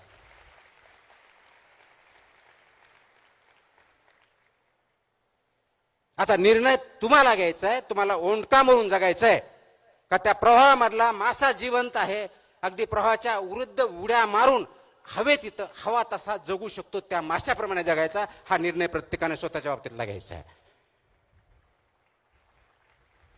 ओंडक्याला अस्तित्व नाहीये. लाट आली तिकडे जाईल, मोठी लाट आली तर नदीच्या बाहेर पडेल, संपला. माशाला अस्तित्व आहे, तो जिवंत आहे म्हणून तो उड्या मारतो. ज्या ठिकाणी जायचे त्या ठिकाणी जातो, ज्या ठिकाणी अन्न खायचे त्या ठिकाणी खातो. पण हे करत असताना नदी पोल्युशन करत नाही, प्रदूषित करत नाही, एन्व्हायरमेंटचा प्रोटेक्ट करतो, डायव्हर्सिटी बघतो. आपण करतोय? खूप मोठा प्रश्न आहे. मग तुमच्यामध्ये असा प्रश्न विचारेल की तुम्ही नवीन पिढीवरती टीका करताय. मी बिलकुल टीका करत नाही. रादर नवीन पिढी जी आहे ती अत्यंत हुशार आहे, कष्टाळू आहे, इनोव्हेटिव्ह आहे, नाविन्यपूर्णता त्याच्यात आहे. म्हणजे हे सगळं असतानाही हे प्रॉब्लेम का, हा प्रश्न मला पडतो, शासनालाही पडतो, समाजालाही पडतो, आई वडिलांनाही पडतो. आणि हे सगळं असल्यामुळे आणि याच्यावरती मात करण्यासाठी आपल्याला जी गरज आहे ती दिशा दाखवण्याची. तर दिशा कशी दाखवणार हा आपल्या समोरचा प्रश्न आहे. नोकरीसाठी काम करायचं नाही आहे, सिस्टम तयार करायच्यात. समाजामधल्या सिस्टम असतील, कुटुंबाच्या सिस्टम असतील, राजकारणातल्या सिस्टम असतील, प्रशासनातल्या असतील. कारण नव्या पिढीमध्ये स्पीड खूप आहे, अत्यंत स्पीड आहे, एनर्जी आहे. तेवढी स्पीड कदाचित तुमच्या माझ्यात नाही आहे. मग ही जी स्पीड आहे, परंतु दिशा आहे का, तुम्ही योग्य दिशेनं चाललायत का, याच्यावरती विचार करण्याची गरज आहे. आणि ते दिशा नसल्यामुळे आपण भरकटून जातोय. तरी दिशा दिली पाहिजे. डिजिटल आहे, मोबाईल बंद करणं पर्याय नाही. फक्त मोबाईलवरती तुमचा कंट्रोल पाहिजे, मोबाईलचा कंट्रोल तुमच्यावरती नको, हे बघितलं पाहिजे. आणि हे जर करायचं असेल तर या नवीन पिढी ज्या संक्रमणातून जाते ते आपण ऍक्सेप्ट केलं पाहिजे. आज आपली तयारी ती आहे का समाजाची?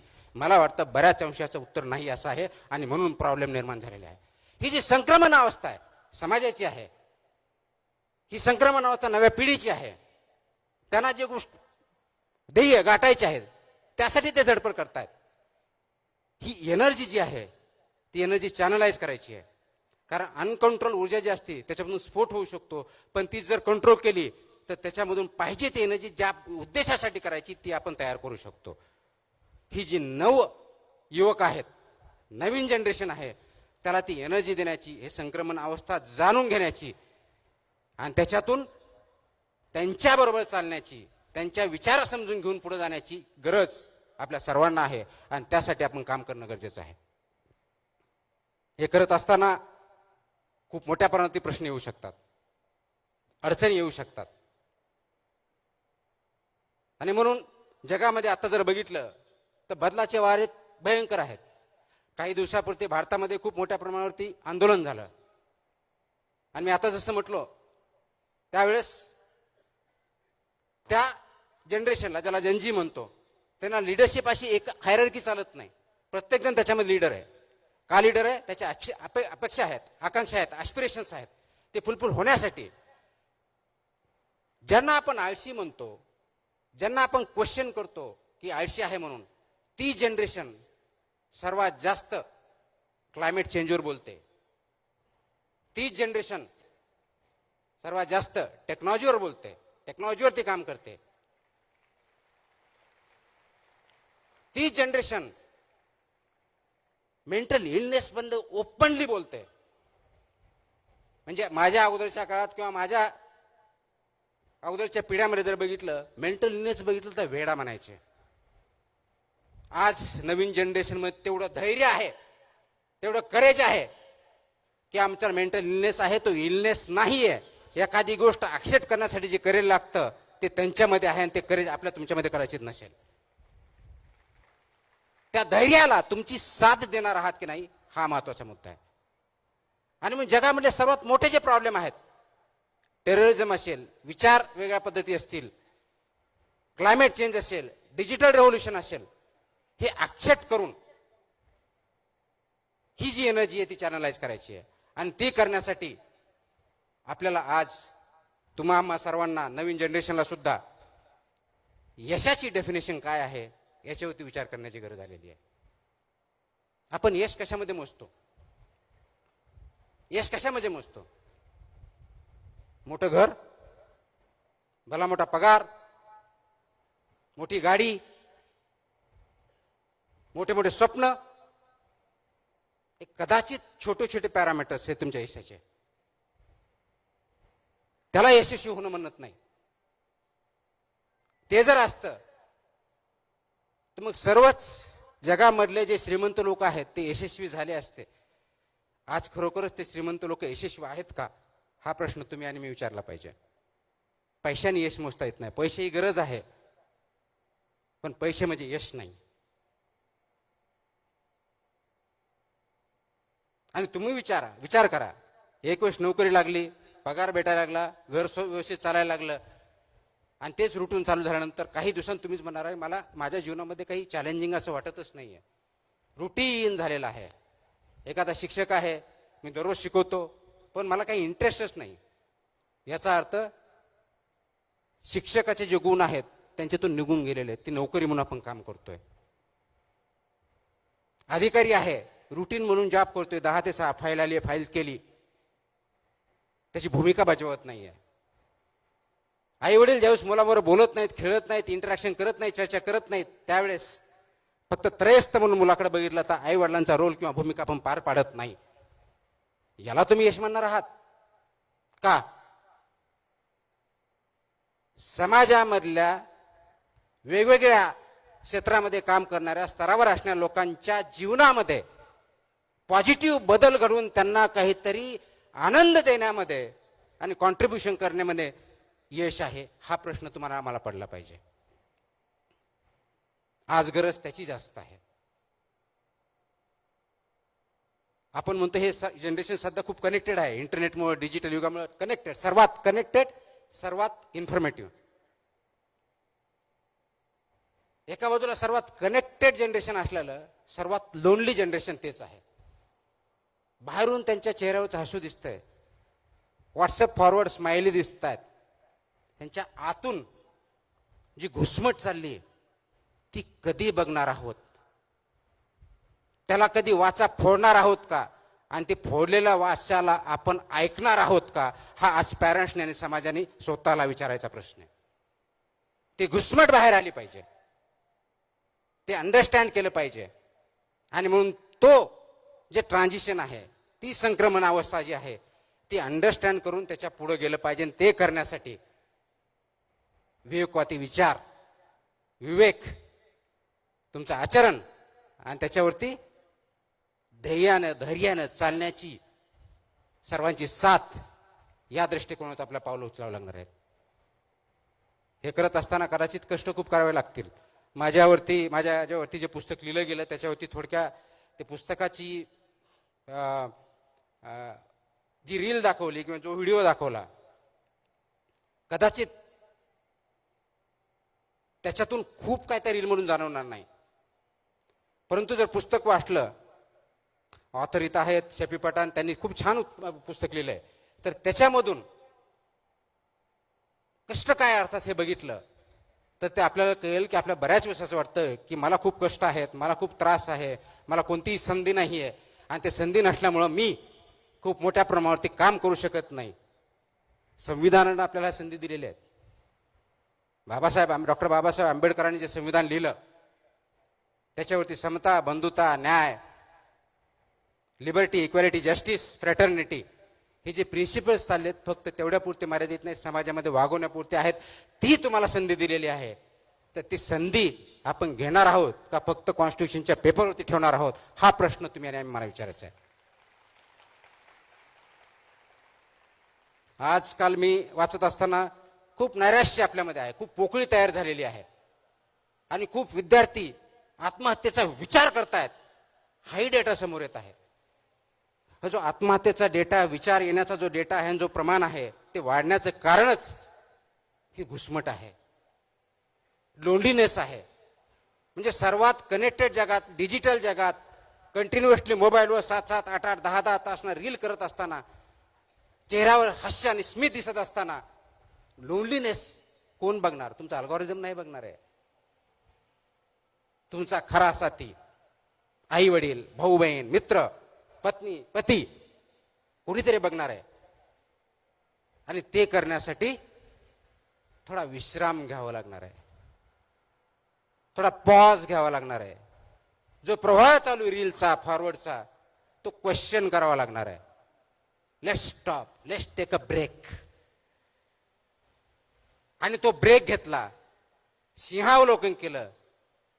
अरे माझ्या जीवनामध्ये, माझ्या 20 वर्षाच्या काळामध्ये, 25 वर्षाच्या काळामध्ये, 40 वर्षाच्या काळामध्ये मी काय केलं?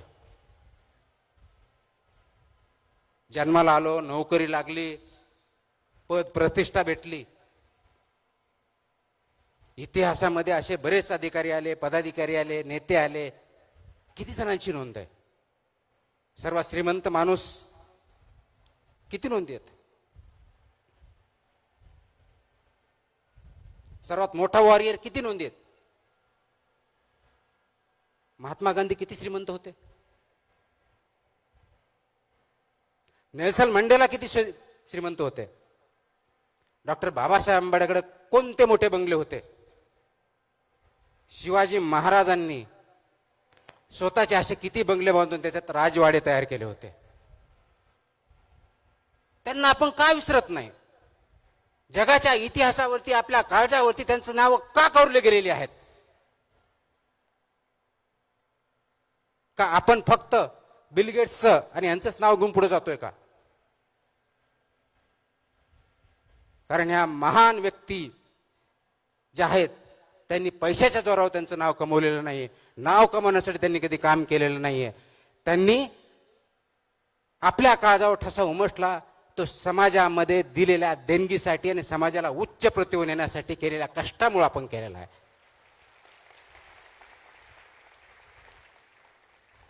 इमॅजिन करा, डॉक्टर बाबासाहेब आंबेडकरांनी आपल्याला लोकशाहीमध्ये प्रत्येकाला, ज्या कॉन्स्टिट्युएंट असेंब्लीने नेहरूपासून आंबेडकरापर्यंत सर्वजण होते, सरदार पटेल होते, मौलाना अबुल कलाम आझाद होते, या सर्वांनी जे कॉन्स्टिट्यूशन लिहिले त्यांनी प्रत्येकाला तत्कालीन 21 वर्षानंतर 18 वर्षाच्या वर त्याला प्रत्येकाला मतदानाचा अधिकार दिला. तो जर अधिकार नसता तर तुम्हाला आज आपल्याला हवं तसं शासन निवडता आलं असतं का? याचा विचार करा. आणि आज त्याच लोकशाहीमध्ये, ज्याची खूप सोपी डेफिनेशन अब्राहम लिंकनजी केलेली आहे, government of the people, by the people, for the people. Simple, सगळ्यांना पाठ आहे, अगदी 4थीच्या मुलाला दिलं तरी पाठ आहे. पण त्याचा अर्थ कधीतरी समजून घेतलाय आपण? ह्या 3 गोष्टी आहेत: government of the people, by the people, for the people. आता याच्यामधला ऑफ द पीपल 2 मिनिटासाठी आपण बाजूला ठेवूया. गव्हर्नमेंट बाय द पीपल म्हणून, म्हणजे निवडून देणारी जनता, ज्याच्यामधून लोकशाही, ज्याच्यामुळे आपण शासन निवडतो, ते लोक आतून खोकले असेल तर काय होणार? जे की बऱ्याच अंशी आज खरं आहे. आतला जो खोकलेपणा आहे ते मतदार आहेत, तो तुम्ही आणि मी आहोत. जे हॉलोनोस आहे हे मतदार आहोत आपण. जी डेमोक्रेसीचा राईट, फ्रँचाईज म्हणतो ज्याला, मतदानाचा अधिकार वापरत आहोत. खोकला आहे, आपल्यामध्ये कोणतीही नतिमत्ता नाही आहे, कोणताही विचार नाही, जिकडं फ्लो चाललाय तिकडं चाललोय, ओंडक्या सटका. आणि त्याच्या आधारावरती ही लोकशाही, हे शासन, आपण कोणतंही जे असेल, मी पार्टीबद्दल बोलत नाही, मी लोकशाही आणि शासन या पद्धतीबद्दल बोलतोय. ज्या खोकल्या विचारांनी जर आपण निवड केली तर ते शासन, ती लोकशाही कुणासाठी असेल? जो तिसरा प्रश्न आहे, government of the people, by the people, for the people, त्या खोकल्या लोकांसाठीच असेल. हे आपण का सविस्तरपणे विसरत आहोत? हा प्रश्न आपण स्वतःला विचारायचा.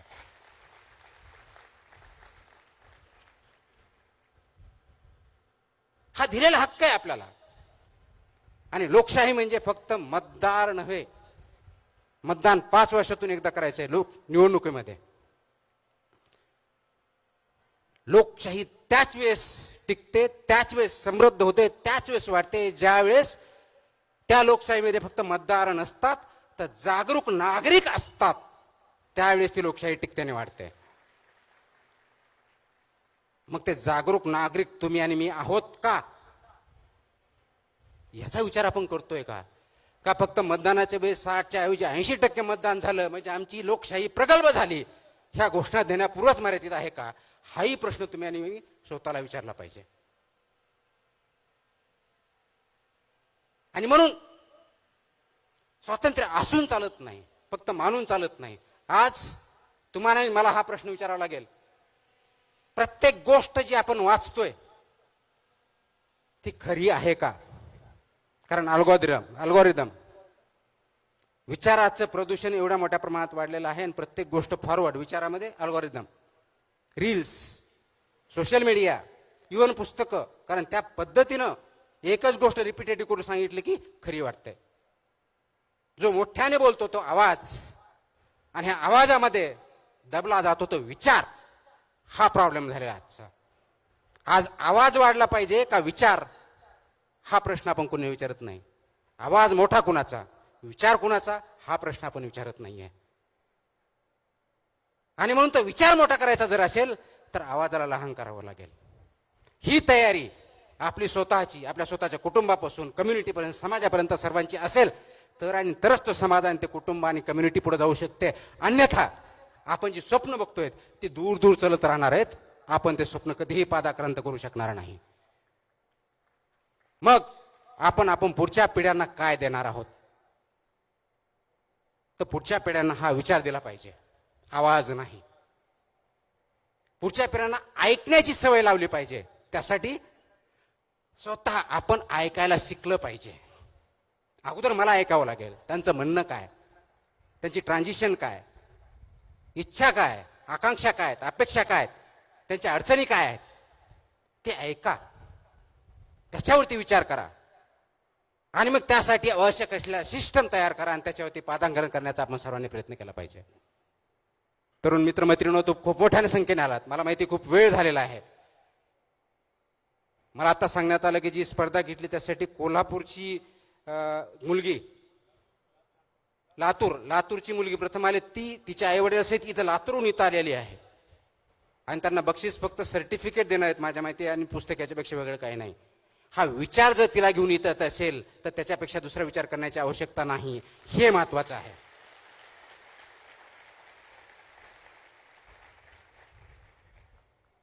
आपण 10 वर्षानंतर, 20 वर्षानंतर, 40 वर्षानंतर, 50 वर्षानंतर काय म्हणून राहणार आहोत? आपण मृत्यू झाल्यानंतर आपली इतिहासात नोंद घेतली जाणार की याचा विचार करू नका. इतिहास फक्त त्यांनाच ओळखतो, त्यांचीच जाणीव ठेवतो, त्यांचीच ओळख ठेवतो, त्यांच्याच खानाखुणा ठेवतो जो समाजाला पुढच्या स्टेजवर घेऊन जाण्याचा प्रयत्न करतो, त्याच्यात यशस्वी होतो. आणि ते महान नेत्यांनी केलेलं आहे, समाजामधल्या, भारतातल्या, महाराष्ट्रातल्या, जगातल्या. आणि ते नेण्याचं काम विवेकाने केलं आहे. ज्ञानेश्वर महाराजांनी, संत ज्ञानेश्वर महाराज यांनी ज्ञानाचं कनेक्शन विवेकाशी लावलं. तुकाराम महाराजांनी जे समोर आलं ते मान्य नाही केलं, अनुभव फक्त केले नाही, त्याच्या आधारे बदल करण्याची, त्यांची असलेल्या परिस्थितीला बदलण्याची, समानता आणण्याचा प्रयत्न केला. शिवाजी महाराजांनी नैतिकता जोपासली आणि स्वराज्य ही संकल्पना सर्वात अगोदर शिवाजी महाराजांनी दिली. डॉक्टर बाबासाहेब आंबेडकरांनी सामाजिक न्यायाची घोषणा केली. पण हे सगळं करण्याच्या अगोदर त्यांच्या मनात तो विचार आला आणि त्या विचारावरती त्यांनी काम केलं, म्हणून हे त्यांना शक्य झालं. 21व्या शतकातला भारत समाज किंवा स्वतः तुम्ही आणि तुमची पिढी, तुमचे मुलं हे घडवायचे जर असतील तर प्रथमतः गरज काय असेल तर तुमच्यामध्ये तो विचार येण्याची, त्याच्यावरती रुजवण्याची आणि त्याच्यावरती काम करण्याची. ही तयारी तुमची, माझी, समाजाची आणि नवीन जनरेशनची आहे का, हा प्रश्न तुमच्या समोर आहे. आणि ही जर विचार करण्याची प्रवृत्ती नसेल, रुजवण्याची साठी प्रयत्न करणार नसाल, याच्यामध्ये सहभागी होणार नसाल, तर आपण जो जगामधला सर्वशाली देश बनण्याचं स्वप्न बघतोय ते तर दूर राहा. आपण स्वतःही कुटुंबही तेवढं सर्वशाली, महान किंवा शक्तिशाली होणार नाही. ही क्लिअर कट अधोरेखित करण्याची गोष्ट आहे. आणि म्हणून त्या दृष्टीनं काम करण्यासाठी आज आपल्याला काही गोष्टी मान्य कराव्या लागतील, त्याच्यावरती काम करावं लागेल. आणि ते सर्वात महत्वाची माझ्या दृष्टिकोनातून जी गरज आहे ती समाजामध्ये नैतिकता या गोष्टीची आहे. नैतिकता जोपर्यंत वाढत नाही, नैतिकता जोपर्यंत अंगीकारत नाही, तोपर्यंत त्या समाजाचा, त्या कुटुंबाचा, त्या कम्युनिटीचा जगात कधीच उद्धार झालेला नाही. असे अनेक उदाहरणं आतापर्यंत आहेत. ती नैतिकता म्हणजे काय? नैतिकता फक्त ज्यावेळेस कन्व्हिनियंट होईल त्यावेळेस वापरायची आणि बाकीच्या वेळेस खुंटीला टांगून ठेवायची, ती नैतिकता नसते. नैतिकता ती असते ज्यावेळेस तुम्ही खरोखर अडचणीत असता त्यावेळेस सुद्धा ते प्रिन्सिपल, ते व्यक्ती, ती व्हॅल्यू, त्याची गाठ तुमच्या बरोबर राहते, तुम्ही सोडत नाही, त्याला नैतिकता म्हणतात. आणि म्हणून मला अनेक वेळेस सांगितलं जातं की तुम्ही असं केलं असतं तर आणखी असं काही करता आलं असतं.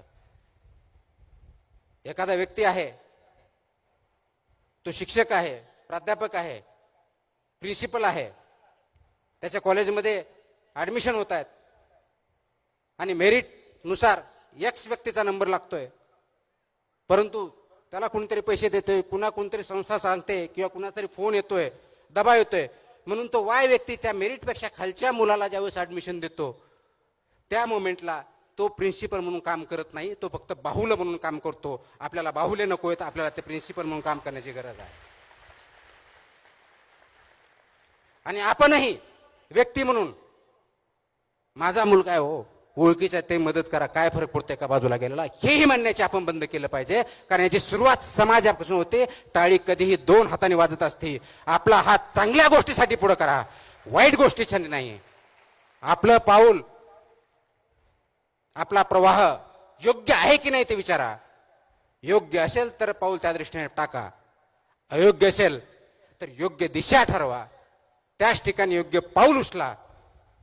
भविष्य तुमचं आणि माझं असेल. एवढंच बोलतो. जय हिंद, जय महाराष्ट्र.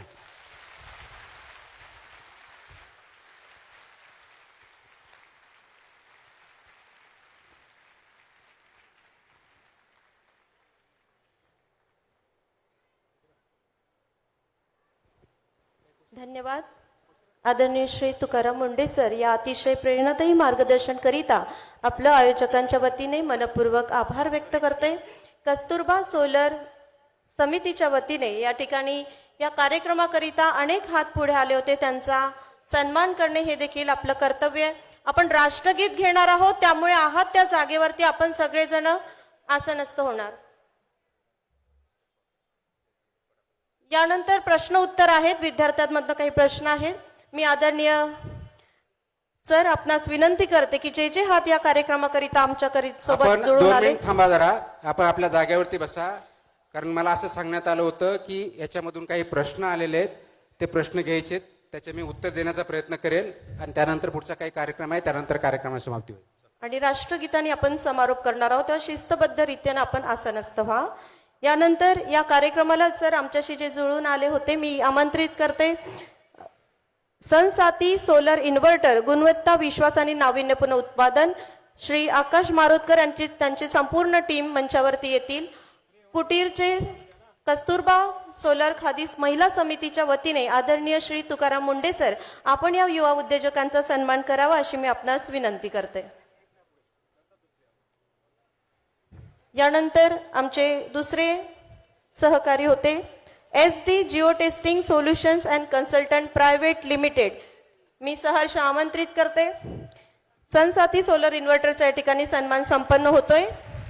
ज्यांच्या उद्योगाची आपण प्रेरणादायी चित्रफित पाहिली ती SD Geo testing solution and consultant private limited, Shri Sagar Dhengare director, Shri Swapnil Sahare executive director, Mrs Srishti Dhengare chief administrative officer of SD Geo testing solutions and consultant private limited यांचाही सन्मान आदरणीय सर आपण सन्मानित करावं. SD Geo testing solution and consultant private limited या युवा उद्योजकांना Shri Sagar Dhengare director, Shri Swapnil Sahare executive director, Mrs Srishti Dhengare chief administrative officer.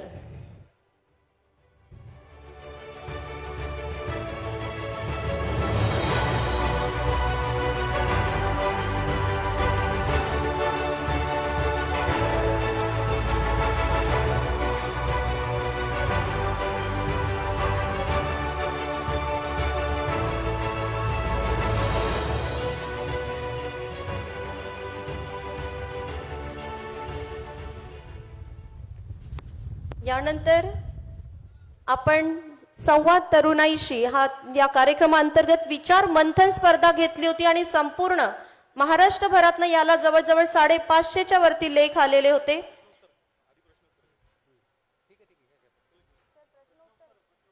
माझी विद्यार्थी मित्रांना विनंती आहे, तुमच्यापैकी अनेकांच्या मनात अनेक प्रश्न असतील, बऱ्यापैकी उत्तर मिळाले असतील सरांच्या मार्गदर्शनातून, पण ज्यांना प्रश्न विचारायचे आहेत त्यांना आपण टेक्निशियन्स त्यांच्याकडे आमचे व्हॉलेंटियर्स प्लीज माईक. कुठे माईक कुठे आणि प्रश्न कुठे?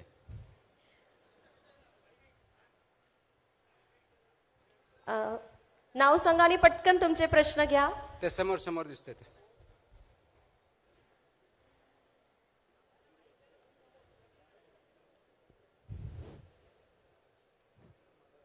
नमस्कार सर.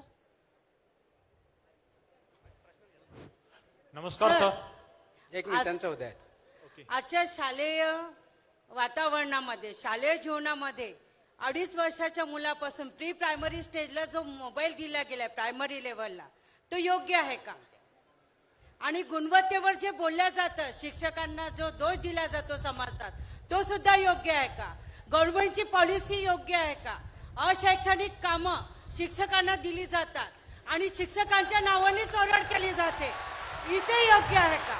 इथे विचार करण्याची दिशा कोणाला द्यायची, का म्हणून द्यायची? गव्हर्नमेंटचं धोरण हे व्यवस्थित असावं. प्रश्न समजला. Thank you sir. मला प्रश्न ऐकल्यानंतर असं वाटलं की विद्यार्थी कमी आणि शिक्षक जास्त आहेत इथे.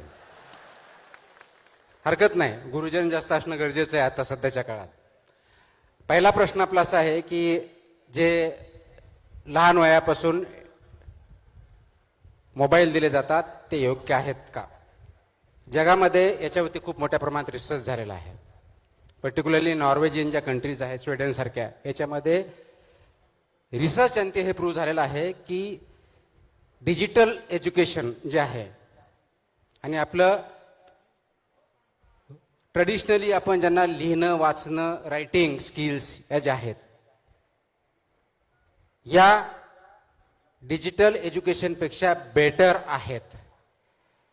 कारण लिहिण्याची कला किंवा रायटिंग स्किल्स, रीडिंग स्किल्स ह्या डिजिटलमुळं कमी झालेल्या आहेत. हा त्याचा संशोधनांती निष्कर्ष निघलेला आहे. म्हणून गरज कशाची आहे तर शिकवण्याची, रायटिंग स्किल डेव्हलप करण्याची, लर्निंग, रीडिंग आणि लर्निंग आउटकम आणण्याची त्यासाठी गरज आहे. त्याच्यामुळं माझं वैयक्तिक मत असं आहे की एका पर्टिक्युलर एजच्या खाली डिजिटल एज्युकेशन हे देता कामा नये. डिजिटल हे माध्यम आहे, ते साध्य होऊ शकत नाही, साधन आहे. दुसरा प्रश्न आपण विचारला की शिक्षकांना शिक्षणा व्यतिरिक्त जे कामं दिले जातात त्याच्याबद्दलचा. आता मी शासनाचा भाग आहे, परंतु शिक्षण विभागामध्ये नाही आहे. त्याच्यामुळे माझं जे काही उत्तर असेल ते वैयक्तिक स्वरूपाचे, शासनाचा याच्याशी काही संबंध नाही आहे. हे जे नॉन शैक्षणिक काम आपण म्हणतो ते कोणते आहेत? उदाहरणार्थ आपण म्हणतो की सेन्सस करायचं, निवडणूक कारनाम्यामध्ये आपण काम करायचं. हे कामं 10 वर्षापासून आलेत, 15 वर्षापासून आलेत, 20 वर्षापासून आलेत का पहिल्यापासून होते? मग नवीन कामं कसे झाले? हे नवीन कामं कसे झाले? नवीन कामं नाहीत, हे पहिल्यापासूनच होते. येस, आय अंडरस्टँड की याचा परिणाम होतो. त्याच्यापेक्षा योग्य प्रश्न काय आहे? कारण मी जिल्हा परिषदेला सीईओ म्हणून 2 ठिकाणी काम केलेलं आहे, महानगरपालिका 3 ठिकाणी म्हणून काम केलेलं आहे, जिल्हाधिकारी म्हणून 2 ठिकाणी काम केलेलं आहे. म्हणजे कमीत कमी 4 आणि 3 7 आणि 2 9 ठिकाणी शिक्षण व्यवस्था चालवण्याचा याच्यामध्ये भूमिकेमध्ये मी राहिलेलो आहे. मला आठवतं की मी ज्या शाळेत शिकलो, जिल्हा परिषद शाळेत होतो, त्या शाळेमध्ये तेव्हाच्या शिक्षकांचे अजूनही मला नाव आठवतात. माझ्या पुस्तकामध्ये त्याचा उल्लेख पण आहे की माझे जे प्रायमरी शिक्षक श्री लाड होते, श्री मस्के होते, या गुरुजींनी मला त्या काळात शिकवलं ज्यावेळेस पुस्तकं सुद्धा अवेलेबल नव्हते. ते गावात राहायचे आणि ते फक्त विद्यार्थ्यांचे शिक्षक नव्हते, ते गावांचे जवळजवळ शिक्षक आणि गायडन्स होते. आपल्याला नॉन शैक्षणिक कामं जास्त वाटतात. आपला ज्या ठिकाणी कार्याचं स्थळ आहे त्या ठिकाणी जाण्या आणि येण्यामध्ये किती वेळ जातो? डिस्ट्रिक्टच्या हेडक्वार्टर किंवा रिजनलच्या हेडक्वार्टरमधून जाण्या येण्यामध्ये तो वेळ आपण अध्ययन आणि अध्यापनामध्ये घालतो का? विद्यार्थ्यांचा स्क्रीन टाईम बद्दल बोलतो, स्वतःच्या स्क्रीन टाईम बद्दल काय?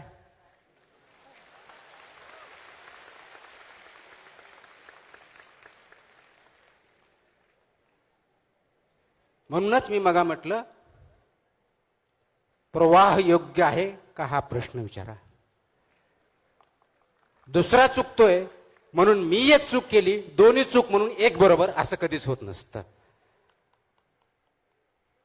शिक्षक म्हणून तुम्ही समाजाला दिशा दाखवण्याची, समाज घडवण्याचं दायित्व तुमच्यावरती आहे. समाज म्हणून समाजाचा आहे. परंतु फक्त शिक्षकांना दोष देतात, जेवढं चुकीचं आहे तेवढंच ते बरोबर पण आहे. कारण दिवसातले काही तास विद्यार्थी ह्या शाळेत असतो, बाकीचे तास तो कुटुंबाबरोबर किंवा समाजामध्ये असतो. म्हणजे विद्यार्थी किंवा समाज घडवताना समाज, कुटुंब आणि शाळा हे तिन्ही गट कमी जास्त प्रमाणात, पर्सेंटेज कमी जास्त असेल, ते सर्वजण जबाबदार असतात. मग या केसमध्ये कोणता घटक किती कमी किंवा जास्त ही बघण्याची आता वेळ नाहीये. वेळ ही आहे की तिघांनी मिळून योग्य त्या दिशेनं आपला जो ओढा आहे, जो झरा आहे, जो प्रवाह आहे, तो चाललाय का चुकीच्या जनते चाललाय, याचा विचार करून योग्य ठिकाणी वळण देण्याची आणि त्याच्यावर चालण्याची गरज आहे. ती शिक्षकांनी आणि समाजाने आणि कुटुंबाने जर घेतली तर हे प्रश्न मला विचारण्याची किंवा समाजाला विचारण्याची गरजच पडणार नाही.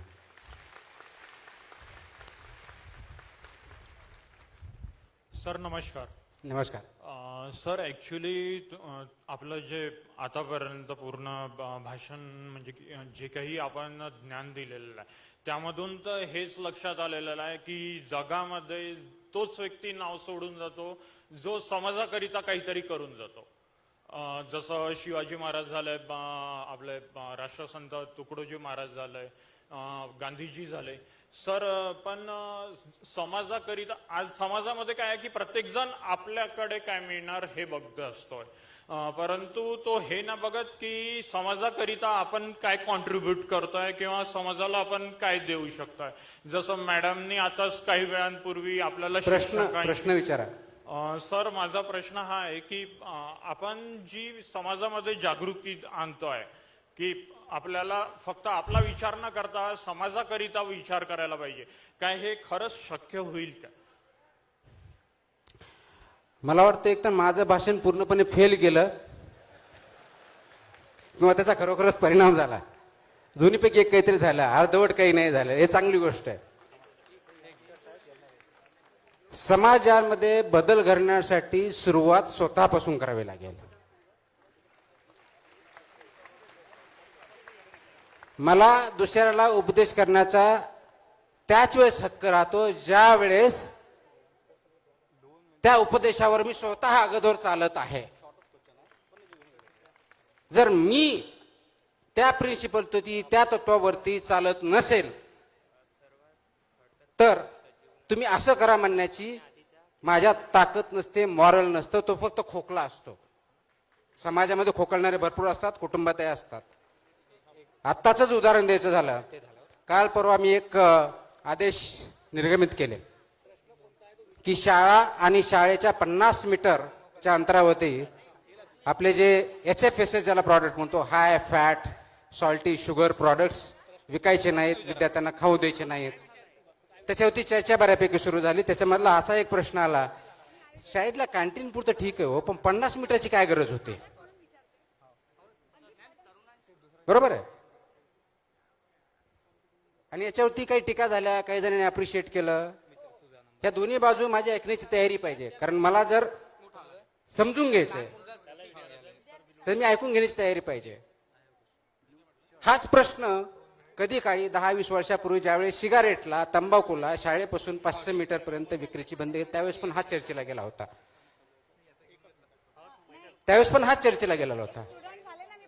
थांबा ऐकून घ्या. आज ऑलमोस्ट ती बऱ्यापैकी आपण इम्प्लिमेंट केलेलं आहे. गरज काय आहे? आज भारत स्वतंत्र झाला त्यावेळेस देशामध्ये ज्याला डिजीज बर्डन म्हणतो, रोगांचा प्रादुर्भाव जो होता तो कम्युनिकेबल डिजीजेसचा होता 70% आसपास. 70% म्हणजे जे व्हायरस, म्हणजे ज्याला बॅक्टेरियल डिजीजेस म्हणतो कम्युनिकेबल, त्याच्या मार्फत होता. आज त्याचं प्रपोर्शन उलट झालेलं आहे. 70%च्या आसपास नॉन कम्युनिकेबल डिजीजेस आलेले आहेत आणि कम्युनिकेबल डिजीजचं प्रमाण कमी झालेलं आहे. आता हे नॉन कम्युनिकेबल डिजीज कोणतं? मग ओबेसिटी, मोठेपणा, BP, sugar, heart attacks, cancer. बऱ्याच वेळेस असं ऐकतो की माझ्या मुलानं, माझ्या नवऱ्यानं कधी तंबाखू खाल्ली नाही, सिगरेट पिली नाही, त्याला कोणतं व्यसन नाही, इव्हन चहा सुद्धा पित नाही, तरी त्याला हार्ट अटॅक आला, त्यांना कॅन्सर झाला. आणि याच्यावर उत्तर हेच असतं की याचं काही कारण सांगता येत नाही. त्याचं कारण आपण जे खातो आणि राहतो त्याच्यामध्ये.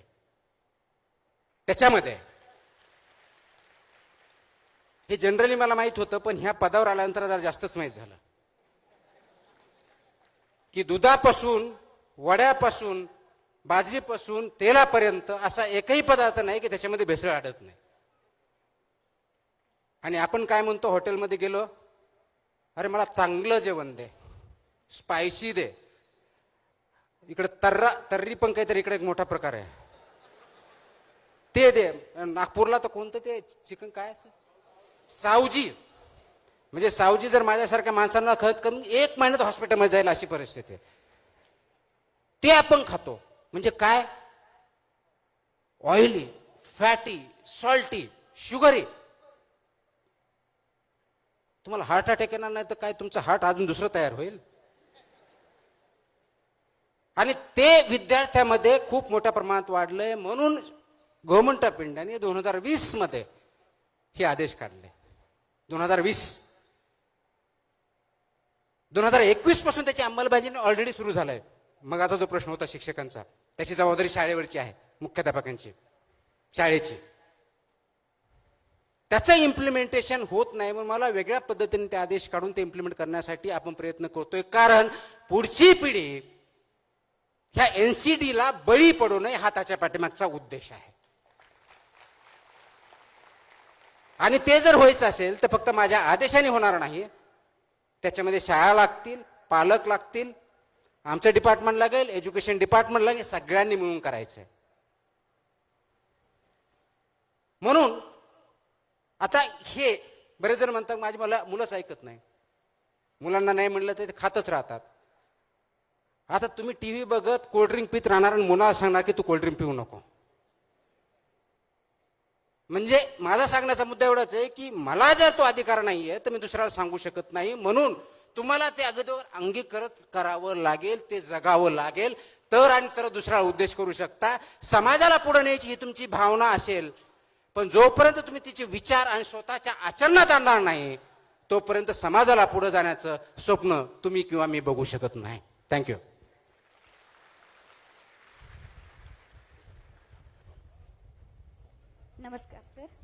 नमस्कार सर, मी तेजस्विनी. माझ्या कोणत्या उजव्या का डाव्या बाजूला? स्ट्रेट सर, अगदी समोर. ओके, बोला. सर, माझं वय 50 वर्ष आहे. मी पालक म्हणून इथे आले आहे. स्वतःला अजूनही तरुण समजते म्हणून इथे आहे. माझा एक प्रश्न आहे की पालक म्हणून मुलांसाठी रोजच्या जीवनात काय महत्वाच्या गोष्टी आवर्जून कराव्यात? आपल्याला सर्वात चांगल्या गोष्टी ज्या द्याव्या वाटतात किंवा सांगाव्या वाटतात त्या स्वतःच्या कृतीतून त्या अगोदर करायच्या असतात. उदाहरणार्थ, आपण मुलांना सांगतो खोटं बोलू नको, बरोबर आहे. पण शाळेला एका दिवशी आपल्याला सुट्टी पाहिजे असतं तर सांगतो की आपण सांगू उद्या तू आजारी होता म्हणून. म्हणजे खोटं बोल, खरं तर प्रिन्सिपल पाहिजे पण ते खोटं बोलून शिकवतोय आपण. तर मुलांना जे जे व्हॅल्यू द्या, पैसे देऊ नका, त्यांना सक्षम करा. कशाचं? निर्णय क्षमता, विचार करण्याची क्षमता, क्रिटिकल थिंकिंगची क्षमता, प्रॉब्लेम सॉल्व्हची क्षमता, ह्या क्षमता देण्यासाठी प्रयत्न करा. ते केलं तर त्या जीवनात खूप मोठी उंच भरारी घेतील. त्यासाठी सक्षम करा. एवढंच केलं तर खूप मोठा समाज पुढे जाईल. हॅलो, नमस्कार सर. सर, ॲक्च्युली मी कॉम्पिटेटिव्ह एक्झाम एस्पिरंट्स आहे, MPSC देते आहे. तर माझा क्वेश्चन तुम्हाला असा होता की अपयश जे येत आहे एक्झाम देताना, सतत अटेम्प्ट देताना जे अपयश येते, 1-2 मार्कांनी आपला अटेम्प्ट हुकतो आणि आयोग वेगवेगळे निर्णय घेतात. म्हणजे आता 2026ची ग्रुप Cची एक्झाम आहे ती सध्या तरी थोपवली आहे, पण 2027ला नॉर्मलायझेशन पद्धत अवलंबण्यात येणार आहे. तर त्याबद्दल तुमचं काय मत आहे? कारण ती एक्झाममध्ये जे मार्क्स असतात ते कधी कधी जास्त कोणाला जास्त जातात, कोणाला कमी येतात, आणि त्यामुळे अशा परिस्थितीमध्ये कन्सिस्टन्सी अभ्यासाची कशी राखावी? 2 गोष्टी आहेत. टेन्शन येत असेल तर अभ्यास करू नका, कारण टेन्शन मध्ये अभ्यास होऊ शकत नाही, बिलकुल नाही. जी गोष्ट करतो त्याच्यानं आनंद जर वाटत नसेल तर ती फोर्सफुल केलेली जाते. त्याच्यामुळे अभ्यासामध्ये जोपर्यंत तुम्हाला आनंद वाटत नाही तोपर्यंत तुम्ही अभ्यासच करत नाही, हे लक्षात ठेवा. परीक्षार्थी व्हाल तुम्ही, परीक्षावरती होऊन काही फायदा नाही आहे. नंबर 1. नंबर 2, स्पर्धा परीक्षामध्ये ज्यावेळेस कोणत्याही परीक्षा, स्पर्धा परीक्षा म्हणजे कोणत्याही परीक्षा म्हणा, त्याच्यामध्ये यश किंवा अपयश, 1 मार्क किंवा 10 mark, it doesn't matter. Boundary असते, स्पर्धा असते. तुम्हाला 1-2 मार्क कमी पडले म्हणजे तुम्ही फेल गेला असं मी मानत नाही. येस, तुम्ही सिलेक्ट झाला नसाल, पण तुम्ही फेल झालाय की नाही, तुम्ही काय केलं याच्यावरती अवलंबून आहे. परीक्षेमध्ये तुम्हाला जर अपयश आला असेल तर पहिला प्रश्न विचारा की जी परीक्षा घेतली जाते त्याचा उद्देश काय, आणि ते प्रश्नाचे आपण ते कधीच वाचत नाही. उद्देश त्या परीक्षेचा काय? जसं सिव्हिल सर्व्हिसेसचा ज्यावेळेस एक्झाम जातो, तुम्ही जर UPSCच्या वेबसाईटवर गेले आणि सिव्हिल सर्व्हिस एक्झाममध्ये जर बघितलं, त्याच्यामध्ये पर्पज लिहिलं आहे की तुमचा पर्पज काय, ऑब्जेक्टिव्ह काय आहे परीक्षा घेण्याचा. आणि त्याच्यामध्ये असं लिहिलेलं असतं, MPSCच्या कोणत्याही परीक्षेमध्ये ते लिहिलेलं असतं की याच्यामध्ये सुटेबल कॅन्डिडेट निवडण्यासाठी ही परीक्षा घेतली जाते. प्लीज अंडरस्टँड करा, सुटेबल. सर्वात हुशार असं त्यांनी म्हटलेलं नाहीये, सर्वात ज्ञानी असं म्हटलेलं नाहीये, सुटेबल हा शब्द वापरलेला आहे. आणि ज्या पद्धतीचे पद असतील किंवा परीक्षा असेल, त्या पदावरती ज्या पदाचे कामं करायचे असतील त्यासाठी योग्य असे परीक्षा डिझाईन केलेले असते. पण तुमचं नॉलेज कुठं तपासलं जातं? जी प्रिलिमिनरी परीक्षा किंवा CSAT जे काय पहिली परीक्षा त्याच्यामध्ये तपासलं जातं. ती पास झालं म्हणजे तुम्ही मिनिमम क्वालिफाईड आहात, त्याचा अर्थ होतं की मिनिमम तुमच्याकडे नॉलेज आहे. त्याच्या पुढची जी ॲक्च्युअल परीक्षा असते ज्याच्या आधारे सिलेक्शन होतं, त्याच्यामुळे तुमची सुटेबिलिटी चेक केली जाते. मग सुटेबिलिटी कोणती? आता मलाही त्यावेळेस प्रश्न पडायचा ज्यावेळेस मी परीक्षा घ्यायचो, हे लँग्वेजमध्ये एसे लिहून काय मला IAS होऊन एसे लिहायचं आहे का मला, असा प्रश्न पडायचा. पण त्याचे उत्तर ज्यावेळेस मी IAS मध्ये आलो त्यावेळेस भेटायला लागले. किंवा प्रेसी रायटिंग असतं, की सारांश लेखन लिहा. मला काय करायचं काय, मला ऑथर व्हायचं का प्रेसी रायटिंग लिहायला कमी जास्त, म्हणजे असा प्रश्न त्यावेळेस पडायचा. पण त्याचे उत्तर आत्ता भेटतात. कारण ज्यावेळेस आम्ही पॉलिसी ड्राफ्ट करतो, GR काढतो, त्यावेळेस कमी शब्दात लोकांपर्यंत कम्युनिकेट करण्यासाठी तुम्हाला 100 पानाचं तुम्हाला 2 पानात करता येतं का, हे त्यासाठी उपयोग पडतं. मग परीक्षा त्या पद्धतीने डिझाईन केलेली असते. तर ही डिझाईन ज्यावेळेस केली ती सुटेबिलिटी चेक केली जाते आणि म्हणून ती परीक्षा ज्या पदासाठी आहे तशा प्रकारचे क्वेश्चन डिझाईन केले जातात. फक्त तुमचं नॉलेज चेक केलं जात नाही, माहिती चेक केली जात नाही. कारण ते 20, 30, 40% माहितीचे प्रश्न असतात, बाकीचे अनालिटिकल प्रश्न असतात. आणि त्याचं उत्तर तुम्ही करेक्ट किंवा इनकरेक्ट नसतं, योग्य किंवा अयोग्य असतं. बेस्ट, बेटर, गुड, ॲव्हरेज अशा प्रकारचे उत्तर असतात. तर परीक्षेची नेचर तुम्ही अगोदर समजून घ्या आणि त्यानंतर अभ्यास करा. पहिलं टेन्शन घेऊ नका. आनंद जर वाटत नसेल तर म्हणजे you are not suitable for that exam किंवा त्या स्टडी करणं सुटेबल नाही, ते पहिलं लक्षात घ्या. दुसरी गोष्ट, त्या पदासाठी आपण न्याय देणार आहोत का, ते पद आपल्याला न्याय देणार का हे नका विचारू, त्या पदाला आपण न्याय देणार का हे विचारा. आणि ते जर योग्य वाटत असेल, ती भूमिका जर तुम्ही समजून घेत असाल आणि योग्य वाटलं तर त्यासाठी तयारी करा. आणि हे करत असताना अगोदर सिलेबस वाचू नका. मी रिपीट करतो, बऱ्याच जण असं बोललं की काहीतरी विचित्र बोलतो असं वाटतं. मी विचित्र नाही बोलत, मी खरं सांगतोय. सिलेबस वाचू नका, अगोदर परीक्षाचं नेचर समजून घ्या. त्यानंतर प्रश्नपत्रिकाचा अभ्यास करा. त्यानंतर प्रश्नपत्रिकेचा अभ्यास करा. प्रश्नपत्रिकेचा अभ्यास केल्यानंतर सिलेबसचा अभ्यास करा. आणि मग प्रश्नपत्रिका जशी असते, त्याचं स्वरूप असतं, त्या अनुषंगानं अभ्यासाला सुरुवात करा. तुम्ही किती पुस्तक वाचले, किती वेळ अभ्यास केला, हे तुम्हाला परीक्षेत कुणीही विचारणार नाही किंवा मार्क देणार, त्याच्यावर बघणार नाही. तुम्ही जर लिहिलं मी 15 तास केलं तरी तो काय मार्क देणार नाही. तो फक्त उत्तर काय लिहिलं आहे, कसं लिहिलं आहे, योग्य की अयोग्य आहे, याच्यावरती मार्क देणार आहे. तर तुम्हाला बेस्ट आन्सर लिहिता आलं पाहिजे. ही जर करण्याची आपली तयारी असेल तर आपण ती स्पर्धा परीक्षा द्यावी. अन्यथा दुसरा मार्ग आपल्याला जो घडतो तो चूज करावा. त्याच्यामुळं फ्रस्ट्रेट होण्याचं कारण नाही. सुटेबिलिटी आहे की नाही चेक करा. आणि हे करत असताना आपण जे करतोय ते आनंदाने करायला गेलं तर त्याच्यामध्ये आपण जे 10 तासात करू शकत नाही टेन्शन मध्ये, ते 1 तासात होऊ शकतं. म्हणून अंडरस्टँडिंगने करा. रोट लर्निंग 10 तास, आईवडिलांचं प्रेशर हे असेल, सगळ्याकडे असेल. मुक्त मनाने करा. जर ते मुक्त मनाने करता आलं नाही तर देर विल बी प्रॉब्लेम्स. आणि म्हणून परत तोच प्रश्न येतो, तुम्ही ज्या प्रवाहानं चाललात, ज्या दिशेनं चालला, जसा अभ्यास करतायत, तर योग्य की अयोग्य हा पहिला प्रश्न विचारून पुढचे पावलं उचला. Last question from this side. नमस्कार साहेब, मी ग्रामीण पाणी पुरवठा जिल्हा परिषद यवतमाळमध्ये कनिष्ठ भूवैज्ञानिक म्हणून कार्यरत आहे. सर, माझा प्रश्न असा आहे की यंत्रणेमध्ये काम करत असताना लोकांभिमुख काम कसं करता येईल. कारण नवनियुक्त असताना अनुभव राहत नाही, अधिक मतलब हे घेण्याची क्षमता नाही राहत, निर्णय घेण्याची क्षमता नाही राहत. तर तो प्रश्न आहे सर. ज्या पदावरती आपण आहोत त्याचा उद्देश काय आहे हा प्रश्न विचारला का, हा पहिला प्रश्न. ते काम तुम्ही कराल, फाईल आल्या, तुम्हाला वरिष्ठांनी काम सांगलं, GRने सांगितलं एवढ्या फाईल करा वगैरे वगैरे केलं, ते काम झालं. त्या पदाचा उद्देश काय. समजा वरिष्ठ भूवैज्ञानिक आहात आपण, तर मिनरल प्रोटेक्ट केलेत का, पाण्याची पातळी वरती आली आहे का, पाण्याची क्वालिटी व्यवस्थित आहे का, वॉटर कन्झर्वेशन होत आहे का, हा रोल आहे. तो रोल आपण आयडेंटिफाय करून त्या दृष्टीने जर काम करायला सुरुवात केली तर अडचणी येतील. मग तिथंच आपलं कॅरेक्टर सिद्ध होतं. फ्लो योग्य की अयोग्य, दिशा योग्य की अयोग्य, आपण घेतलेला निर्णय योग्य की अयोग्य. कुणीतरी टीका करतंय म्हणून त्याच्यामुळे बघायचं नाही, योग्य की अयोग्य बघायचं. आणि ती आपल्या भूमिकेशी सुसंगत, आपल्या म्हणजे त्या पदाच्या भूमिकेशी सुसंगत आहे का, हे जर बघितलं तर बऱ्याच प्रेशरला आपण टाळू शकतो, कन्व्हिन्स करू शकतो. आपल्याला काही इंटरॅक्शन होईल, पुल्स प्रेशर येतील, तर जे स्टेक होल्डर म्हणतात त्याला, त्या स्टेक होल्डरवर इंटरॅक्शन करण्याची आणि त्यांना उत्तर देण्याची, कन्व्हिन्स करण्याची ताकद पण आपल्यामध्ये आली पाहिजे.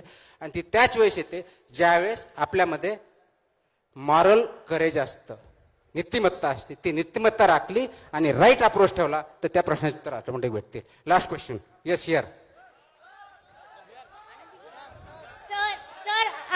I wanted to ask that I can't actually see and I am here as a student. I am blind and I wanted to know that that how can there are many blind people, many people who have troubles and difficulties in life.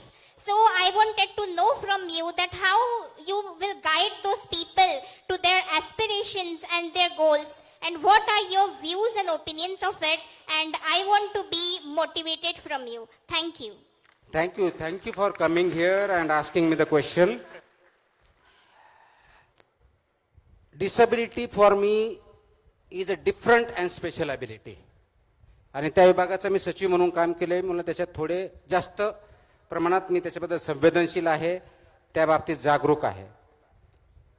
आणि म्हणून याच्या बाबतीत आपल्याला पुढे जाण्यासाठी empowerment करून म्हणून आपला 2016चा कायदा आलाय, त्याच्यामध्ये 4% रिझर्वेशन दिलंय, वेगवेगळ्या सेवेमध्ये किंवा सर्व्हिसेसमध्ये 5% रिझर्वेशन, हा एक भाग झाला.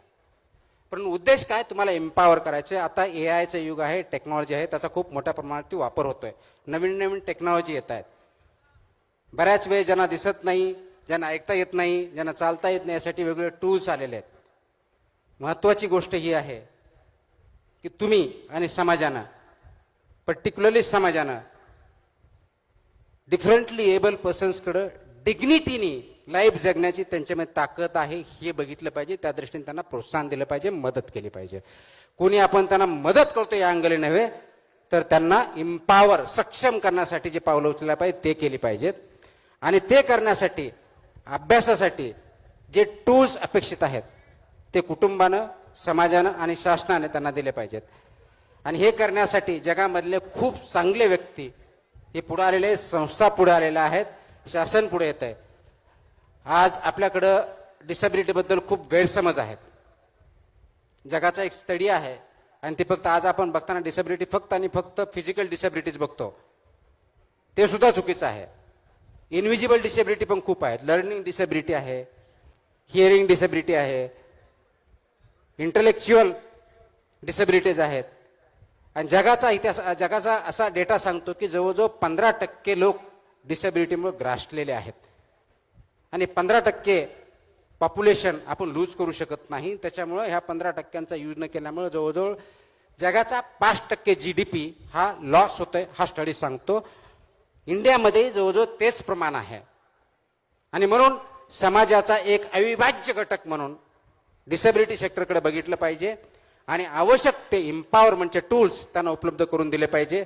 त्यासाठी त्यांचे हात बळकट करणं, मन बळकट करणं आणि सपोर्ट करणं सर्व कम्युनिटीने म्हणून केलं पाहिजे. हे केलं तर तुमचे यश डेफिनेटली भेटेल, त्या दृष्टिकोनातून मला वाटतं.